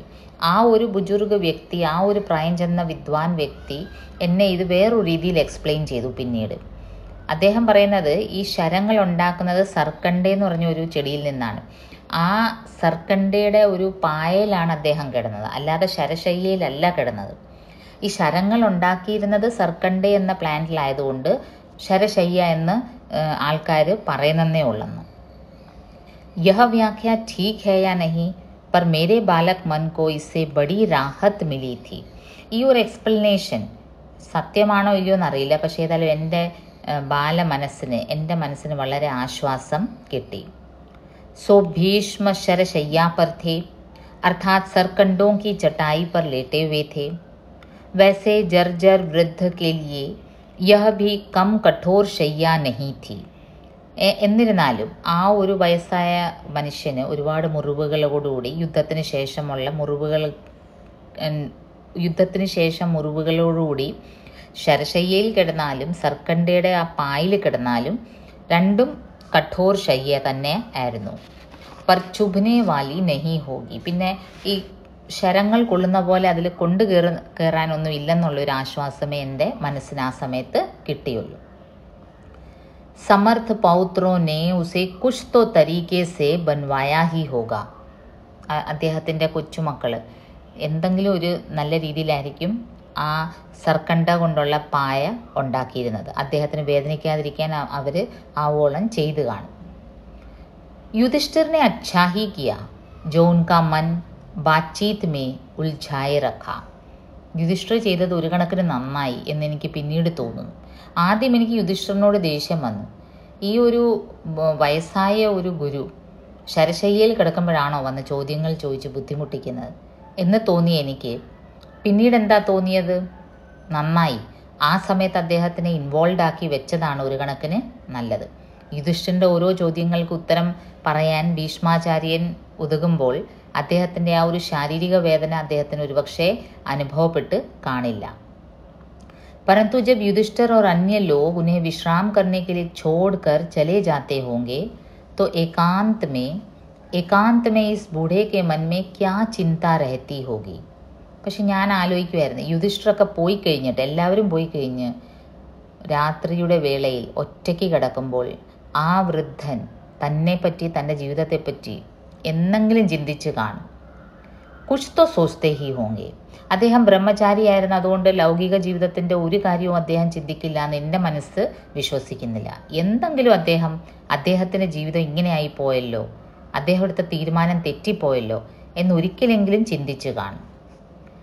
श्रद्धालु लोग तो कहेंगे कि वह तुरंत ब्राह्मी स्थिति में चले जाते होंगे. बड़े श्रद्धालु लोग, വലിയ ഭയഭക്തിയുള്ളവരൊക്കെ പറയും അത് അദ്ദേഹം ഭീഷ്മാചാര്യൻ അങ്ങനെ സ്വന്തമായിട്ടൊന്നും ചിന്തിക്കില്ല, ബ്രഹ്മചാരിയായിരുന്നു, അദ്ദേഹം ബ്രാഹ്മി സ്ഥിതിയിൽ അങ്ങ് പോകുമായിരുന്നു. ബ്രാഹ്മി സ്ഥിതി എന്ന് പറയുമ്പോൾ നമുക്ക് പിന്നെ ലൗകിക ജീവിതത്തിനെ പറ്റി, ശാരീരിക ചിന്ത പറ്റി ഒന്നും കാണില്ല. ഭഗവാൻ ശ്രീകൃഷ്ണനെ तो कहा ही है कि ब्राह्मी स्थिति प्राप्त हो जाने पर कोई मोह होता ही नहीं. ഭഗവാൻ ശ്രീകൃഷ്ണ തന്നെ പറഞ്ഞിട്ടുണ്ട്, ബ്രാഹ്മി സ്ഥിതി നേടുകയാണെങ്കിൽ പിന്നെ നമുക്ക് ഒരു മോഹമാണല്ലോ എല്ലാം ദുഃഖങ്ങളുടെയും മൂല കാരണം. മോഹം ജനിക്കുമ്പോഴാണ് നമുക്ക് എല്ലാത്തിനോടും കിട്ടാതെ വരുമ്പോഴാണ്, മോഹം സഫലീകരിക്കാതിരിക്കുമ്പോഴാണ് നമുക്ക് വിഷമങ്ങൾ വരുന്നത്. പക്ഷേ ബ്രാഹ്മി സ്ഥിതിയിൽ എത്തുന്ന വ്യക്തിക്ക് മോഹമില്ല പോലും. पर जिन्हें श्रद्धा का इतना संबल प्राप्त नहीं है वे क्या करें? उन्हें लगता है कि भीष्म जैसा ज्ञानी भी कुछ सोचता ज़रूर होगा. പക്ഷേ ഞാൻ എപ്പോഴും ആലോചിക്കും, അത്രയും ബ്രാഹ്മി സ്ഥിതിയിൽ പോകാൻ മാത്രമുള്ള കഴിവില്ലാത്ത സാധാരണ മനുഷ്യർ ഇങ്ങനത്തെ ഒരു അവസ്ഥയിൽ എന്തെങ്കിലും തൻ്റെ ജീവിതത്തെ പറ്റി, എൻ്റെ ജീവിതം ഇങ്ങനെ ആയിപ്പോയല്ലോ, ഞാൻ എവിടെ ഇരിക്കേണ്ട ആളാണ്, ഞാൻ എന്തുകൊണ്ട് അച്ഛൻ്റെ ആ ഒരു മോഹത്തിന് കീഴ്വഴങ്ങി ഇങ്ങനൊരു തീരുമാനമെടുത്തു, എൻ്റെ ശിഷ്യർ തന്നെ എന്നെ ഇങ്ങനെയൊക്കെ ചെയ്തല്ലോ, എന്നെ ഇങ്ങനെ ശരശയ്യയിൽ കിടത്തിയല്ലോ എന്നൊക്കെ ആരായാലും ചിന്തിച്ചു പോകും. അതാണ് ഞാൻ കരുതിയത്. गुरुदेव पूछते हैं कि भीष्म को अवतार क्यों नहीं माना गया? मेरे यह मित्र कहते हैं कि भीष्म को क्षमा नहीं किया गया. क्या दोनों बातों का अर्थ एक ही है? ഇന്ന് ഞാൻ ആലോചിക്കുകയാണ്, ഒരു വശത്ത് രവീന്ദ്രനാഥ് ടാഗോർ 1935-36 കാലയളവിൽ എന്നോട് ചോദിക്കുകയുണ്ടായി, ഭീഷ്മക്കോ അവതാർ ക്യോ നഹി മാനാ ഗയ, എന്തുകൊണ്ട് നമ്മൾ ഭീഷ്മാചാര്യനെ അവതാര പുരുഷനായിട്ട് കൺസിഡർ ചെയ്യുന്നില്ല? ദാ ഇപ്പം എൻ്റെ ഒരു വിദ്വാൻ മിത്ര എന്നോട് ചോദിക്കുകയാണ്, ഭീഷ്മനെ എന്തുകൊണ്ട് നമ്മൾ ക്ഷമിച്ചില്ല? ഈ രണ്ട് ബാത്ത്, ഈ ദോനോ ബാത്തോं का अर्थ एक ही है എന്നെനിക്ക് തോന്നുന്നു. शायद भीष्म को क्षमा नहीं किया गया इसीलिए उन्हें അവതാർ नहीं माना गया. എനിക്ക് തോന്നുന്നു ഭീഷ്മാചാര്യനെ നമ്മൾ ക്ഷമിച്ചിട്ടില്ല. ജനങ്ങൾ ഭീഷ്മാചാര്യനെ ഉചിത അവസരത്തിൽ വാ തുറക്കാത്തത് കാരണം അദ്ദേഹത്തിനോട് നമ്മൾ ഇതുവരെ ക്ഷമിച്ചില്ല. പ്രത്യേകിച്ച് ദ്രൗപദിയുടെ വസ്ത്രാക്ഷേപം നടന്നപ്പോൾ അദ്ദേഹം മിണ്ടാതിരുന്നു. ഈ മഹാഭാരത യുദ്ധം തന്നെ അദ്ദേഹം അരുതെന്ന് പറഞ്ഞില്ല. അപ്പോൾ അതുകൊണ്ടായിരിക്കും അദ്ദേഹത്തിനെ നമ്മൾ അവതാര പുരുഷനായിട്ട് കൺസിഡർ ചെയ്യാത്തത്. കുച്ച് ബാത് ഹൈ അവശ്യ, भारत वर्ष किसी बात पर मौन भी रह जाता है तो उसका कुछ अर्थ होता है. किसी ने नहीं कहा कि भीष्म को अमुक अमुक कारणों से अवतार नहीं माना गया. ഈ ഭാരതീയ ജനമാനസ്, ഭാരതത്തിലെ ജനങ്ങൾ ഏതെങ്കിലും ഒരു കാരണത്തിൽ മൗനം പാലിക്കുകയാണെങ്കിൽ അതിനർത്ഥം മനസ്സിലാക്കിക്കോണം, എന്തെങ്കിലും ഒരു റീസൺ കാണും. उसका कुछ तो अर्थ होता है. किसी ने नहीं कहा कि भीष्म को अमुक अमुक कारणों से अवतार नहीं माना गया. ഈ ഇന്ത്യയിൽ ആരും ഇതുവരെ അങ്ങനെ പറഞ്ഞിട്ടില്ല, ഭീഷ്മാചാര്യന് ഇന്ന ഇന്ന കാരണങ്ങൾ, അമുക്ക് അമുക്ക് എന്ന് വെച്ചാൽ ഇന്ന ഇന്ന കാരണങ്ങളാൽ അദ്ദേഹത്തിനെ നമ്മൾ അവതാര പുരുഷനായിട്ട് കൺസിഡർ ചെയ്യുന്നില്ല. ആരും ഇങ്ങനെയും പറഞ്ഞില്ല, ശ്രീകൃഷ്ണക്കോ അമുക്ക് അമുക്ക് കാരണോസേ അവതാർ മാനാകിയ, ശ്രീകൃഷ്ണനെ ഇന്ന ഇന്ന കാരണങ്ങളാണ് നമ്മൾ അവതാര പുരുഷനായിട്ട് കൺസിഡർ ചെയ്യുന്നതെന്നും പറഞ്ഞില്ല. ഏക് കോ വിഷ്ണു കാ അവതാർ നഹീ കഹാ ഗയാ ക്യോങ്കി വഹ നഹീ ഥേ, ഒരാളിനെ നമ്മൾ വിഷ്ണുവിൻ്റെ അവതാരം എന്ന് കൺസിഡർ ചെയ്തില്ല, ക്യോങ്കി അദ്ദേഹം യഥാർത്ഥത്തിൽ വിഷ്ണുവിൻ്റെ അവതാരം അല്ലായിരുന്നു. ഏക് കോ മാൻ ലിയാ ഗയാ ക്യോങ്കി വസ്തുതഃ ഥേ, ശ്രീകൃഷ്ണനെ നമ്മൾ അവതാര പുരുഷനായിട്ട് കൺസിഡർ ചെയ്തു കാരണം അദ്ദേഹം അവതാര പുരുഷൻ ആയിരുന്നു. ഇതിനൊന്നിനും റീസൺസ് എങ്ങും ഭാരതീയ ഫിലോസഫിയിൽ പറഞ്ഞിട്ടില്ല. എന്തുകൊണ്ട് കൃഷ്ണനെ അവതാര പുരുഷനായിട്ട് കൺസിഡർ ചെയ്തു, എന്തുകൊണ്ട് ഭീഷ്മനെ ചെയ്തില്ല, അങ്ങനെയൊന്നും പറയുന്നില്ല. ഹമാരെ മനീഷ്യോനെ ഇസി ഢങ് സേ സോച്ചാ ഹെ, നമ്മുടെ മനീഷികൾ, നമ്മുടെ സന്യാസിമാർ, നമ്മുടെ ഋഷിമുനിമാർ ഈ ഒരു രീതിയിലാണ് കാര്യങ്ങൾ ചിന്തിച്ചിട്ടുള്ളത്. ഹിന്ദി സാഹിത്യകാരന്മാരിൽ എസ്സേയിസ്റ്റ് എന്ന രൂപത്തിൽ വളരെ പ്രശസ്തി ആർജിച്ച ഹസാരി പ്രസാദ് ദ്വിവേദിജിയുടെ ഭീഷ്മ കോ ക്ഷമാ നഹീ കിയാ ഗയാ എന്ന എസ്സേ, അതിൻ്റെ ലാസ്റ്റ് പാർട്ടാണ് ഈ അപ്ലോഡിങ്. വളരെ കാതലായ ചോദ്യങ്ങൾ ഹസാരി പ്രസാദ് ദ്വിവേദിയോട് ചോദിക്കുകയുണ്ടായി. എന്തുകൊണ്ട് ഭീഷ്മനെ ഒരു അവതാര പുരുഷനായിട്ട് നമ്മൾ അംഗീകരിക്കുന്നില്ല? അദ്ദേഹം ഉചിതമായ സമയത്ത് ഉചിതമായ തീരുമാനമെടുക്കാത്തത് കൊണ്ടാണോ? അങ്ങനെ പല ചോദ്യങ്ങൾ ഈ ഒരു എസ്സേയിൽ ദ്വിവേദിജി ഉന്നയിക്കുകയാണ്. ദിൻകർ എന്ന പോയറ്റ്, രാംധാരി സിംഗ് ദിൻകർ, അദ്ദേഹത്തോട് ക്ഷമ ചോദിച്ചുകൊണ്ട് അദ്ദേഹം വളരെ ആരാധനാ പുരുഷനായിട്ട് കൺസിഡർ ചെയ്യുന്ന പരശുരാമനെ, അദ്ദേഹത്തെക്കാളും ഉയർന്ന ഒരു പടി മുന്നോട്ടാണ് പരശുരാമൻ്റെ ശിഷ്യനായ ഭീഷ്മ എന്നുവരെ ഹസാരി പ്രസാദ് ദ്വിവേദി ഈ എസ്സേയിൽ സ്ഥാപിക്കുകയാണ്. അപ്പോൾ ദിൻകർ എന്ന് പറയുമ്പം നമ്മൾ ഓർക്കേണ്ടത് 3 times രാജ്യസഭ നോമിനിയായിരുന്നു. രാജ്യസഭയിൽ വെച്ച് തന്നെ പ്രൈം മിനിസ്റ്ററിനെ നെഹ്റു ആ സമയത്ത് പ്രൈം മിനിസ്റ്റർ നെഹ്റുവിനെ പോലും ക്രിട്ടിക്കൽ അനാലിസിസ് ചെയ്യാൻ മാത്രം കഴിവുള്ളൊരു വ്യക്തിയായിരുന്നു ദിൻകർ. നെഹ്റു എടുത്ത പല നയപരമായ തീരുമാനങ്ങളെ പരിഹസിച്ചുകൊണ്ട് കവിത എഴുതിയൊരു വ്യക്തിയാണ് രാംധാരി സിംഗ് ദിൻകർ. അദ്ദേഹം പ്രത്യേകിച്ച് 1962 ഇൻഡോ ചൈന വാർ നടന്നപ്പോൾ ഇന്ത്യ തോൽക്കുകയുണ്ടായി. ആ തോൽവിയുടെ പിന്നിൽ പരശുരാമനെ പോലെ ഉള്ള ഒരു ഭീഷ്മമായ ഒരു യോദ്ധാവ് ഉണ്ടായിരുന്നെങ്കിൽ തോക്കില്ലായിരുന്നു. പരശുരാം കി പ്രതീക്ഷ എന്നും പറഞ്ഞ് അദ്ദേഹം ഒരു കാവ്യം തന്നെ രചിച്ചു 1963. 1962 ഇൻഡോ ചൈന വാർ നടന്നു. അപ്പോൾ അങ്ങനെ പരശുരാമിനെ ഒരു വളരെ ആദർശ പുരുഷനായിട്ട്, ഒരു നായകനായിട്ട്, ഒരു രാഷ്ട്രത്തിനെ ഉറക്കത്തിൽ നിന്ന് ഉണർവിലേക്ക് നയിക്കാനുള്ള കഴിവുള്ള ഒരു നായകനായിട്ടാണ് ദിൻകർ പരശുരാമിനെ പ്രതിഷ്ഠിച്ചിരിക്കുന്നത്. അതിനേക്കാളും ഒരുപടി ഉപരി ഇദ്ദേഹം പറയുന്നത്, ഭീഷ്മ അപ്നെ ബം ഭോലാനാഥ് ഗുരു പരശുരാം സേ അധിക് സന്തുലിത് വിചാർവാൻ ഓർ ജ്ഞാനി ഥേ. തൻ്റെ ഗുരുവിനേക്കാളും അറിവുള്ളവനായിരുന്നു ഭീഷ്മ. ഗുരുവിനേക്കാളും സന്തുലിതായിരുന്നു. സന്തുലിത് എന്ന് വെച്ചാൽ ബാലൻസ്ഡ് ആയിരുന്നു. വിചാർവാനായിരുന്നു. പുരാനെ റെക്കോർഡ് കുച്ച് ऐसा सोचने पर മജ്ബൂർ करते हैं. പഴയ റെക്കോർഡ്സൊക്കെ എടുത്തു നോക്കിയാൽ ഇതാണ് നമുക്ക് പ്രൂവ് ആക്കാൻ പറ്റുന്നത്. പഴയ കാര്യങ്ങളൊക്കെ ഓർത്ത് നോക്കിയാൽ ഇത് സത്യമാണെന്ന് നമുക്ക് മനസ്സിലാവും. फिर भी परशुराम को 10 अवतारों में गिन लिया गया और बेचारे भीष्म को ऐसा कोई गौरव नहीं दिया गया. എന്നിരുന്നാലും പരശുരാമിനെ 10 അവതാര പുരുഷന്മാരിൽ ഒരാളായിട്ട് കൺസിഡർ ചെയ്തു. പക്ഷേ ഭീഷ്മന് അങ്ങനെ ഒരു ഇമ്പോർട്ടൻസ് എന്തുകൊണ്ട് കൊടുത്തില്ല? ക്യാ കാരൺ ഹോ സക്താ ഹൈ? एकांत में भीष्म सरकंडों की चटाई पर लेटे लेटे क्या अपने बारे में सोचते नहीं होंगे? ഈ ശരശയ്യയിൽ 18 ദിവസത്തോളമാണ് ഭീഷ്മാചാര്യൻ കിടന്നത്. അപ്പോൾ ആ ദിവസങ്ങളിൽ ഏകാന്തമായിട്ട് കിടന്ന സമയത്ത് എന്നെങ്കിലും അദ്ദേഹം തൻ്റെ ജീവിതത്തെപ്പറ്റി വിചാരിച്ച് കാണില്ലേ? മേരാ മൻ കേത്താ ഹെ കി ജറൂർ സോച്തേ ഹോങ്കെ. എൻ്റെ മനസ്സ് പറയുന്നു, തീർച്ചയായിട്ടും അദ്ദേഹം എത്ര വലിയ ബ്രഹ്മചാരിയാണെങ്കിലും അദ്ദേഹം ചിന്തിച്ചു കാണും ഒരിക്കലെങ്കിലും. भीष्म ने कभी बचपन में पिता की गलत आकांक्षाओं की तृप्ति के लिए भीषण प्रतिज्ञा की थी. ബാല്യകാലത്തെടുത്ത ഒരു പ്രതിജ്ഞയാണ് തൻ്റെ അച്ഛന് വേണ്ടി. അതും അച്ഛൻ്റെ ഗലത് ആകാംക്ഷാവും കേലിയെ. അച്ഛൻ വേറൊരു സ്ത്രീയെ, സത്യവതി എന്നൊരു സ്ത്രീയെ മോഹിക്കുകയും കാമിക്കുകയും ആ സ്ത്രീയെ സ്വന്തമാക്കണമെന്ന് ആഗ്രഹിക്കുകയും ചെയ്ത് അത് നടക്കാതെ വന്നപ്പോൾ അതിൻ്റെ കാരണം അന്വേഷിച്ചപ്പോൾ, അച്ഛൻ്റെ ദുഃഖത്തിൻ്റെ കാരണം അന്വേഷിച്ചപ്പോൾ മകനായ ഭീഷ്മന് അറിയാൻ കഴിഞ്ഞത് ആ സത്യവതിയുടെ അച്ഛൻ ഒരു കണ്ടീഷൻ വെച്ചിരിക്കുകയാണ്, തൻ്റെ മകൾക്ക് ഉണ്ടാവുന്ന കുഞ്ഞു തന്നെ ആയിരിക്കണം കുരുവംശം നയിക്കുന്നത്. അതിന് ഭീഷ്മ ഒരു തടസ്സമാണ്. കാരണം ഭീഷ്മ ഒരു പുത്രനാണ്, രാജാ ശന്തനുടെ പുത്രനാണ് ഭീഷ്മ. അങ്ങനെ ഭീഷ്മ അവിടെ പ്രതിജ്ഞ എടുക്കുകയാണ്, ഞാൻ വിവാഹം കഴിക്കില്ല, എനിക്ക് രാജസിംഹാസനവും വേണ്ട, വിവാഹം കഴിക്കാതിരിക്കുന്നത് വഴി എൻ്റെ സന്തതി പരമ്പര ഉണ്ടാകുകയില്ല, അവർ കുരുവംശത്തിൻ്റെ സിംഹാസനം അവകാശപ്പെടുകയും ഇല്ല.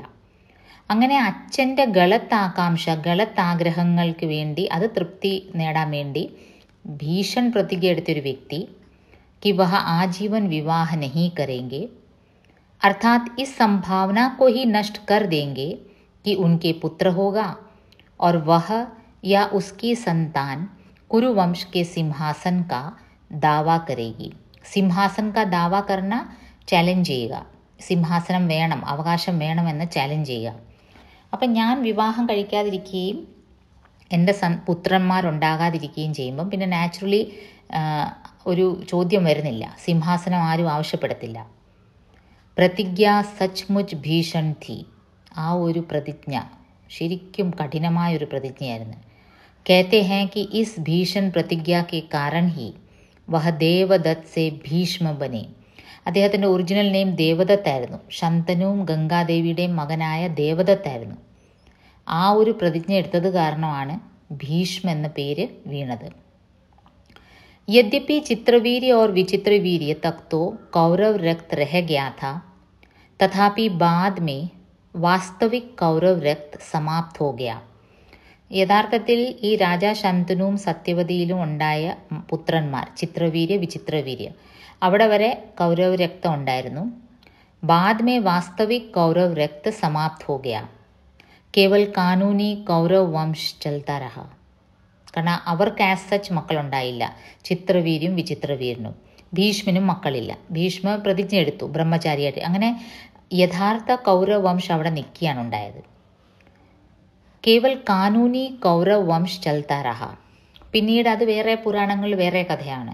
ഈ ചിത്രവീര്യം വിചിത്രവീര്യയും മരണശേഷം അവരുടെ ഭാര്യ അംബികയും അംബാലികയും എങ്ങനെയാണ് അവർക്ക് സന്തതി ഉണ്ടായെന്നുള്ളത് അത് വേറൊരു പുരാണ കഥയാണ്. അപ്പോൾ അതിൽ നിന്ന് മനസ്സിലാക്കുന്നത് ആക്ച്വലി കൗരവ് വംശത്തിൻ്റെ ബ്ലഡ് അല്ല, അത് ആ റോയൽ ബ്ലഡ് അല്ല. ജീവൻ കെ അന്തിം ദിനോ മേ ഇതിഹാസ് മർമ്മജ്ഞ ഭീഷ്മ കോ യഹ് ബാത് ക്യാ ഖലി നഹി ഹോഗി. ജീവിതത്തിൻ്റെ അവസാന ദിവസങ്ങളിൽ തീർച്ചയായും ഇതിഹാസത്തെ ഇത്രയും നല്ലപോലെ അറിയുന്ന, ഇതിഹാസം അരച്ച് കലക്കി കുടിച്ചിരിക്കുന്ന ഭീഷ്മാചാര്യന് തീർച്ചയായിട്ടും യഹ ബാത്ത് ഖലി ഹോഗി. ഖലി ഹോഗി മീൻസ് ഇറിറ്റേറ്റഡ് ആയി കാണും. അദ്ദേഹം തീർച്ചയായിട്ടും അന്നെടുത്ത തീരുമാനം തെറ്റിപ്പോയി എന്നൊരിക്കലെങ്കിലും മരിക്കുന്നതിന് മുമ്പ് ഭീഷ്മന് തോന്നിക്കാണും. ഭീഷ്മ കോ അഗർ യഹ ബാത്ത് നഹി ഖലി ഹോ തോ ഓർ ഭി ബുരാ ഹുവാ. സത്യം പറഞ്ഞാൽ ഭീഷ്മാചാര്യന് അവസാന നിമിഷം പോലും താനെടുത്ത തീരുമാനം തെറ്റായിരുന്നു എന്നൊരു ചിന്ത വന്നില്ലെങ്കിൽ അത് അതിനേക്കാളും വേഴ്സ് കണ്ടീഷനാണ്. परशुराम चाहे ज्ञान विज्ञान की जानकारी का बोझ ढोने में भीष्म के समकक्ष न रहे हों, पर सीधी बात को सीधे समझने में निश्चय ही वह उनसे बहुत आगे थे. പരശുരാം ഭീഷ്മാചാര്യൻ്റെ ഗുരുവായിരുന്നു. പക്ഷേ അറിവിൻ്റെ കാര്യത്തിൽ ഭീഷ്മാചാര്യനായിരുന്നു ഒരുപടി മുന്നിൽ. പക്ഷേ ഒരു കാര്യമുണ്ട്, ഒരു കാര്യം സത്യമാണ്. ഒരു കാര്യത്തിനെ നേരെ വാ നേരെ പോ എന്ന രീതിയിൽ മനസ്സിലാക്കാൻ ഭീഷ്മാചാര്യനേക്കാൾ കഴിവ് പരശുരാമന് ഉണ്ടായിരുന്നു. വഹ ഭി ബ്രഹ്മചാരി थे, बाल ब्रह्मचारी. पर भीष्म जब अपने निर्वीर्य भाइयों के लिए कन्याहरण कर लाए और एक कन्या को अविवाहित रहने को बाध्य किया, तब उन्होंने भीष्म के इस अशोभन कार्य को क्षमा नहीं किया. ആ ഒരു ഇൻസിഡൻറ്റ് ഈ ചിത്രവീര്യം വിചിത്രവീര്യവും രാജകുമാരന്മാർ ഭീഷ്മൻ്റെ സ്റ്റെപ്പ് ബ്രദേഴ്സാണ്.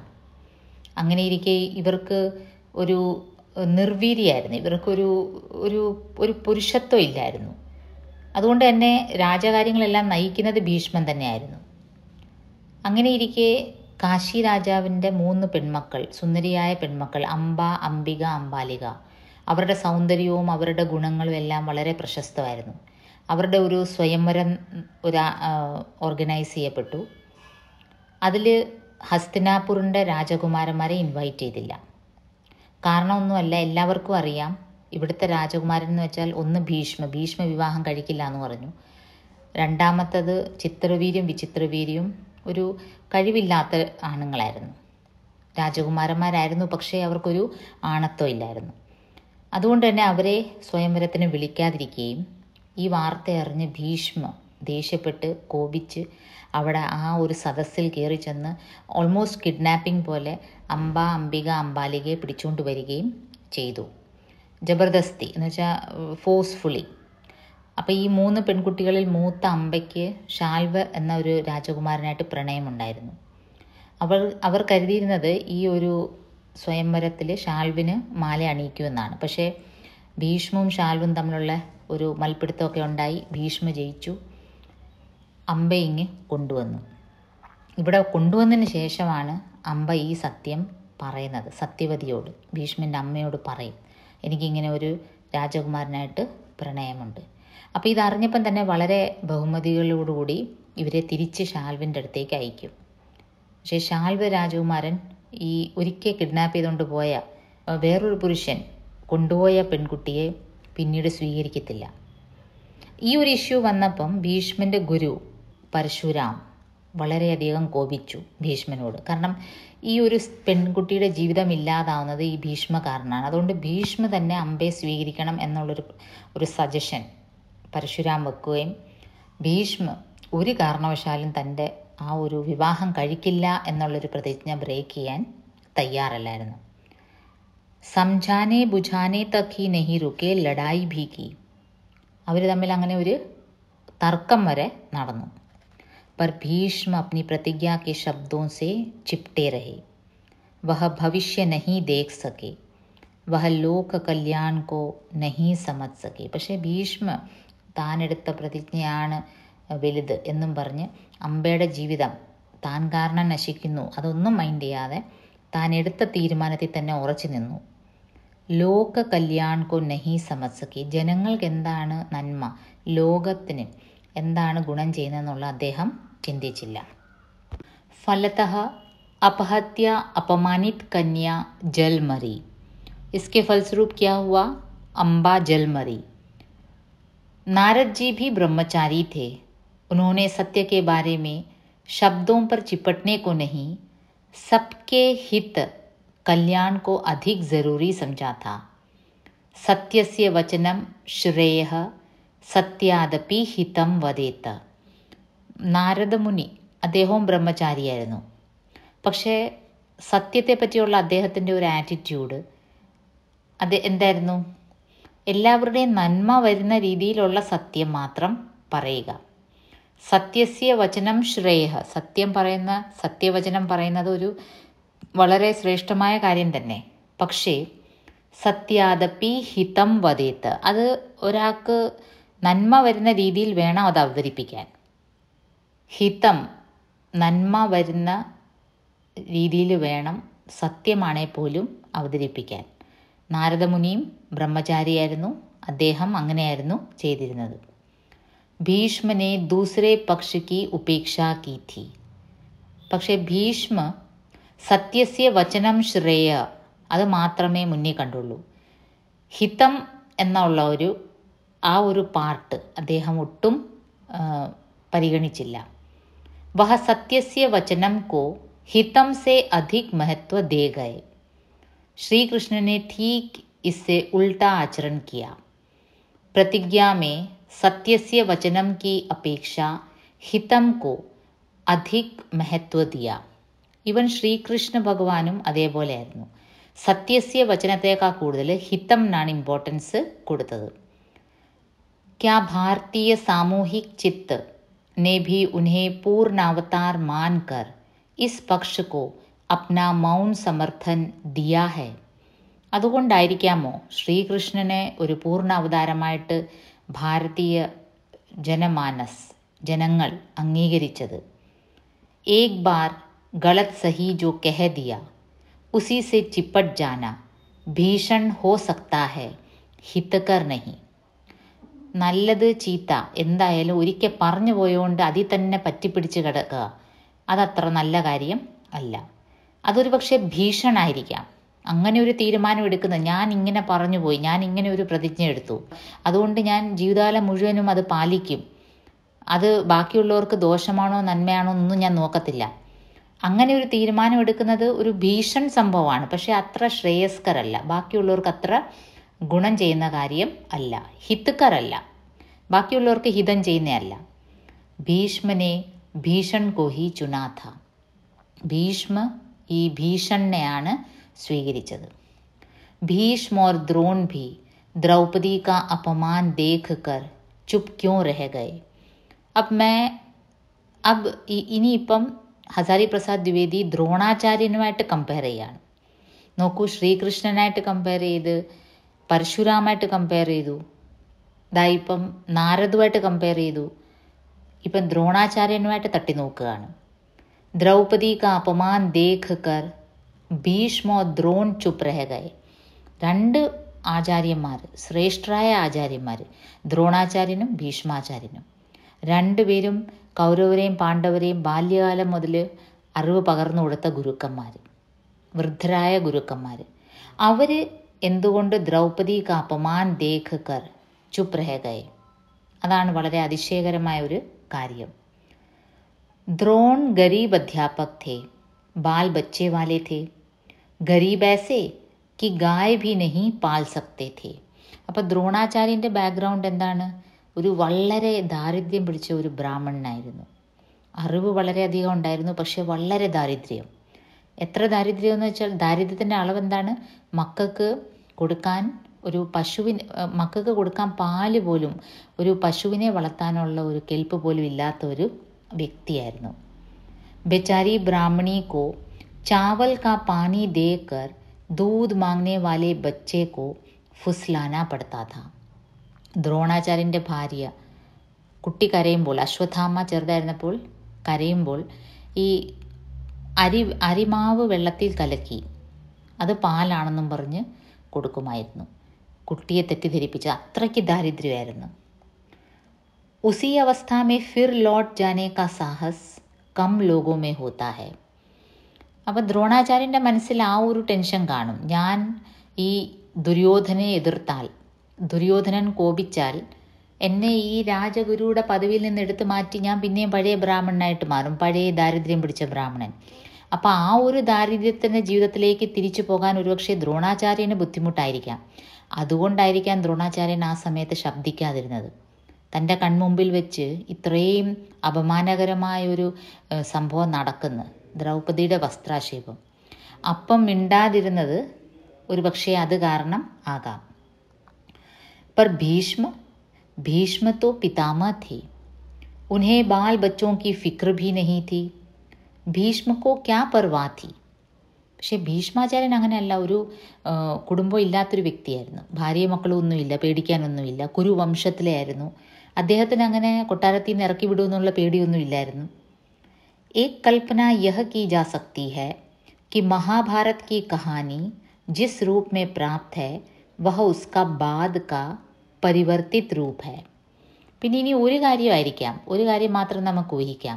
ഒരു പക്ഷേ ഈ മഹാഭാരത കഥ നമ്മുടെ കയ്യിൽ എത്തിയപ്പം അതിലൊരുപാട് മാറ്റങ്ങൾ വന്നിട്ടാണോ നമുക്ക് കിട്ടിയത്? കഥ ഇങ്ങനെ അല്ലായിരുന്നോ? അങ്ങനെയും ഒരു സംശയം തോന്നാം. കാരണം വിശ്വസിക്കാൻ വയ്യ, ദ്രൗപദിയുടെ ഈ ഒരു സിറ്റുവേഷനിൽ ദ്രോണാചാര്യൻ ഭീഷ്മാചാര്യനും മിണ്ടാതിരുന്നെന്ന് പറയുന്നത് എനിക്ക് വിശ്വസിക്കാൻ വയ്യ. शायद पूरी कहानी जैसी थी वैसी नहीं मिली है, लेकिन आजकल के लोगों को आप जो चाहे कह लें, पुराने इतिहासकार इतने गिरे हुए नहीं होंगे कि पूरा इतिहास ही उलट दें.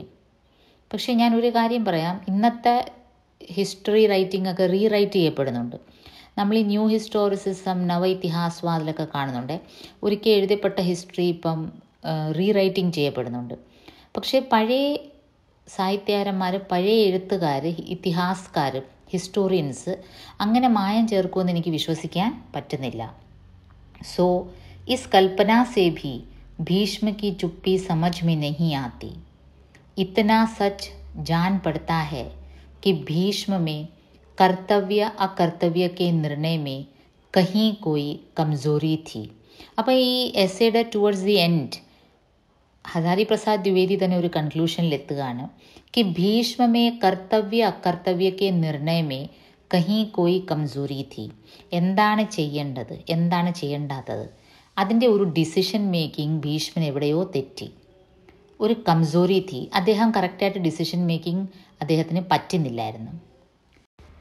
വഹ ഉചിത് അവസർ പർ ഉചിത് നിർണയ നഹി ലേ പാത്തെ थे. കറക്റ്റ് വേണ്ട സമയത്ത് ഉചിതമായ തീരുമാനം എടുക്കാൻ അദ്ദേഹത്തിന് പറ്റില്ലായിരുന്നു. അദ്ദേഹത്തിന് അങ്ങനെയുള്ളൊരു കഴിവില്ലായിരുന്നു. കറക്റ്റ് എപ്പോഴാണ് ഒരു തീരുമാനം എടുക്കേണ്ടത്, ഒരു ഡിസിഷൻ എടുക്കേണ്ടത്, അത് പറ്റില്ലായിരുന്നു.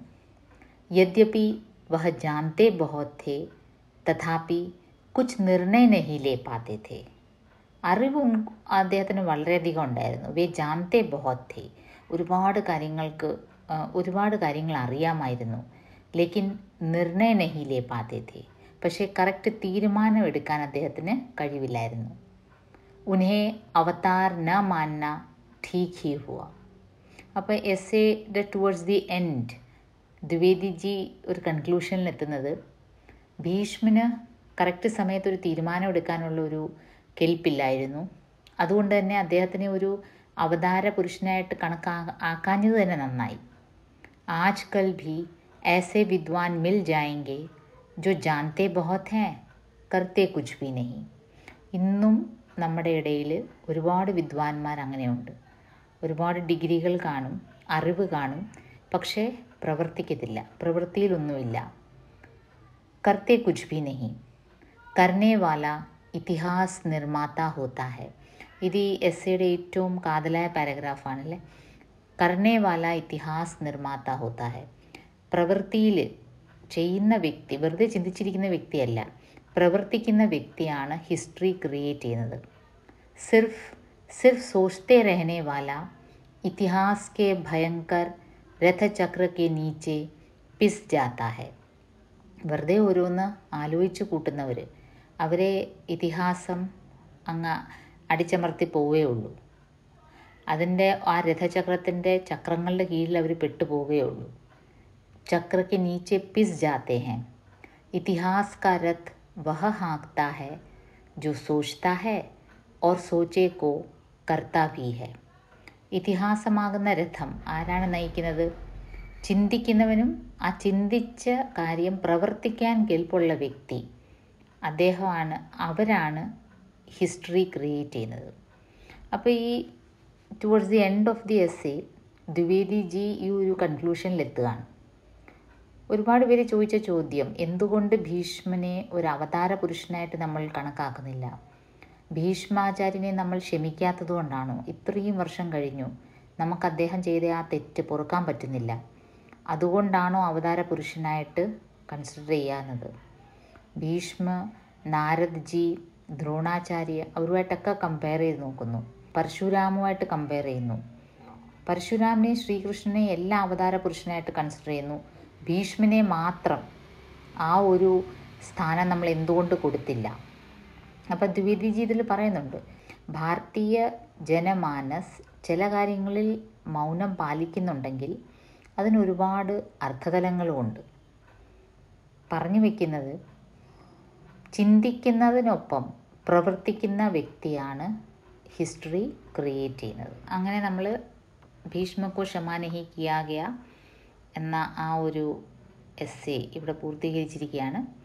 നമുക്ക് പിന്നീട് ഇതിൻ്റെ റൈറ്ററിൻ്റെ മറ്റ് ലിറ്റററി കോൺട്രിബ്യൂഷൻസ്, പിന്നെ ഈ ഒരു ചാപ്റ്ററിൽ നിന്ന് നമുക്ക് എക്സ്പെക്റ്റ് ചെയ്യാവുന്ന ക്വസ്റ്റ്യൻസ്, അതെല്ലാം നമുക്ക് പിന്നീട് വേറൊരു വീഡിയോയിൽ അപ്ലോഡ് ചെയ്യാം.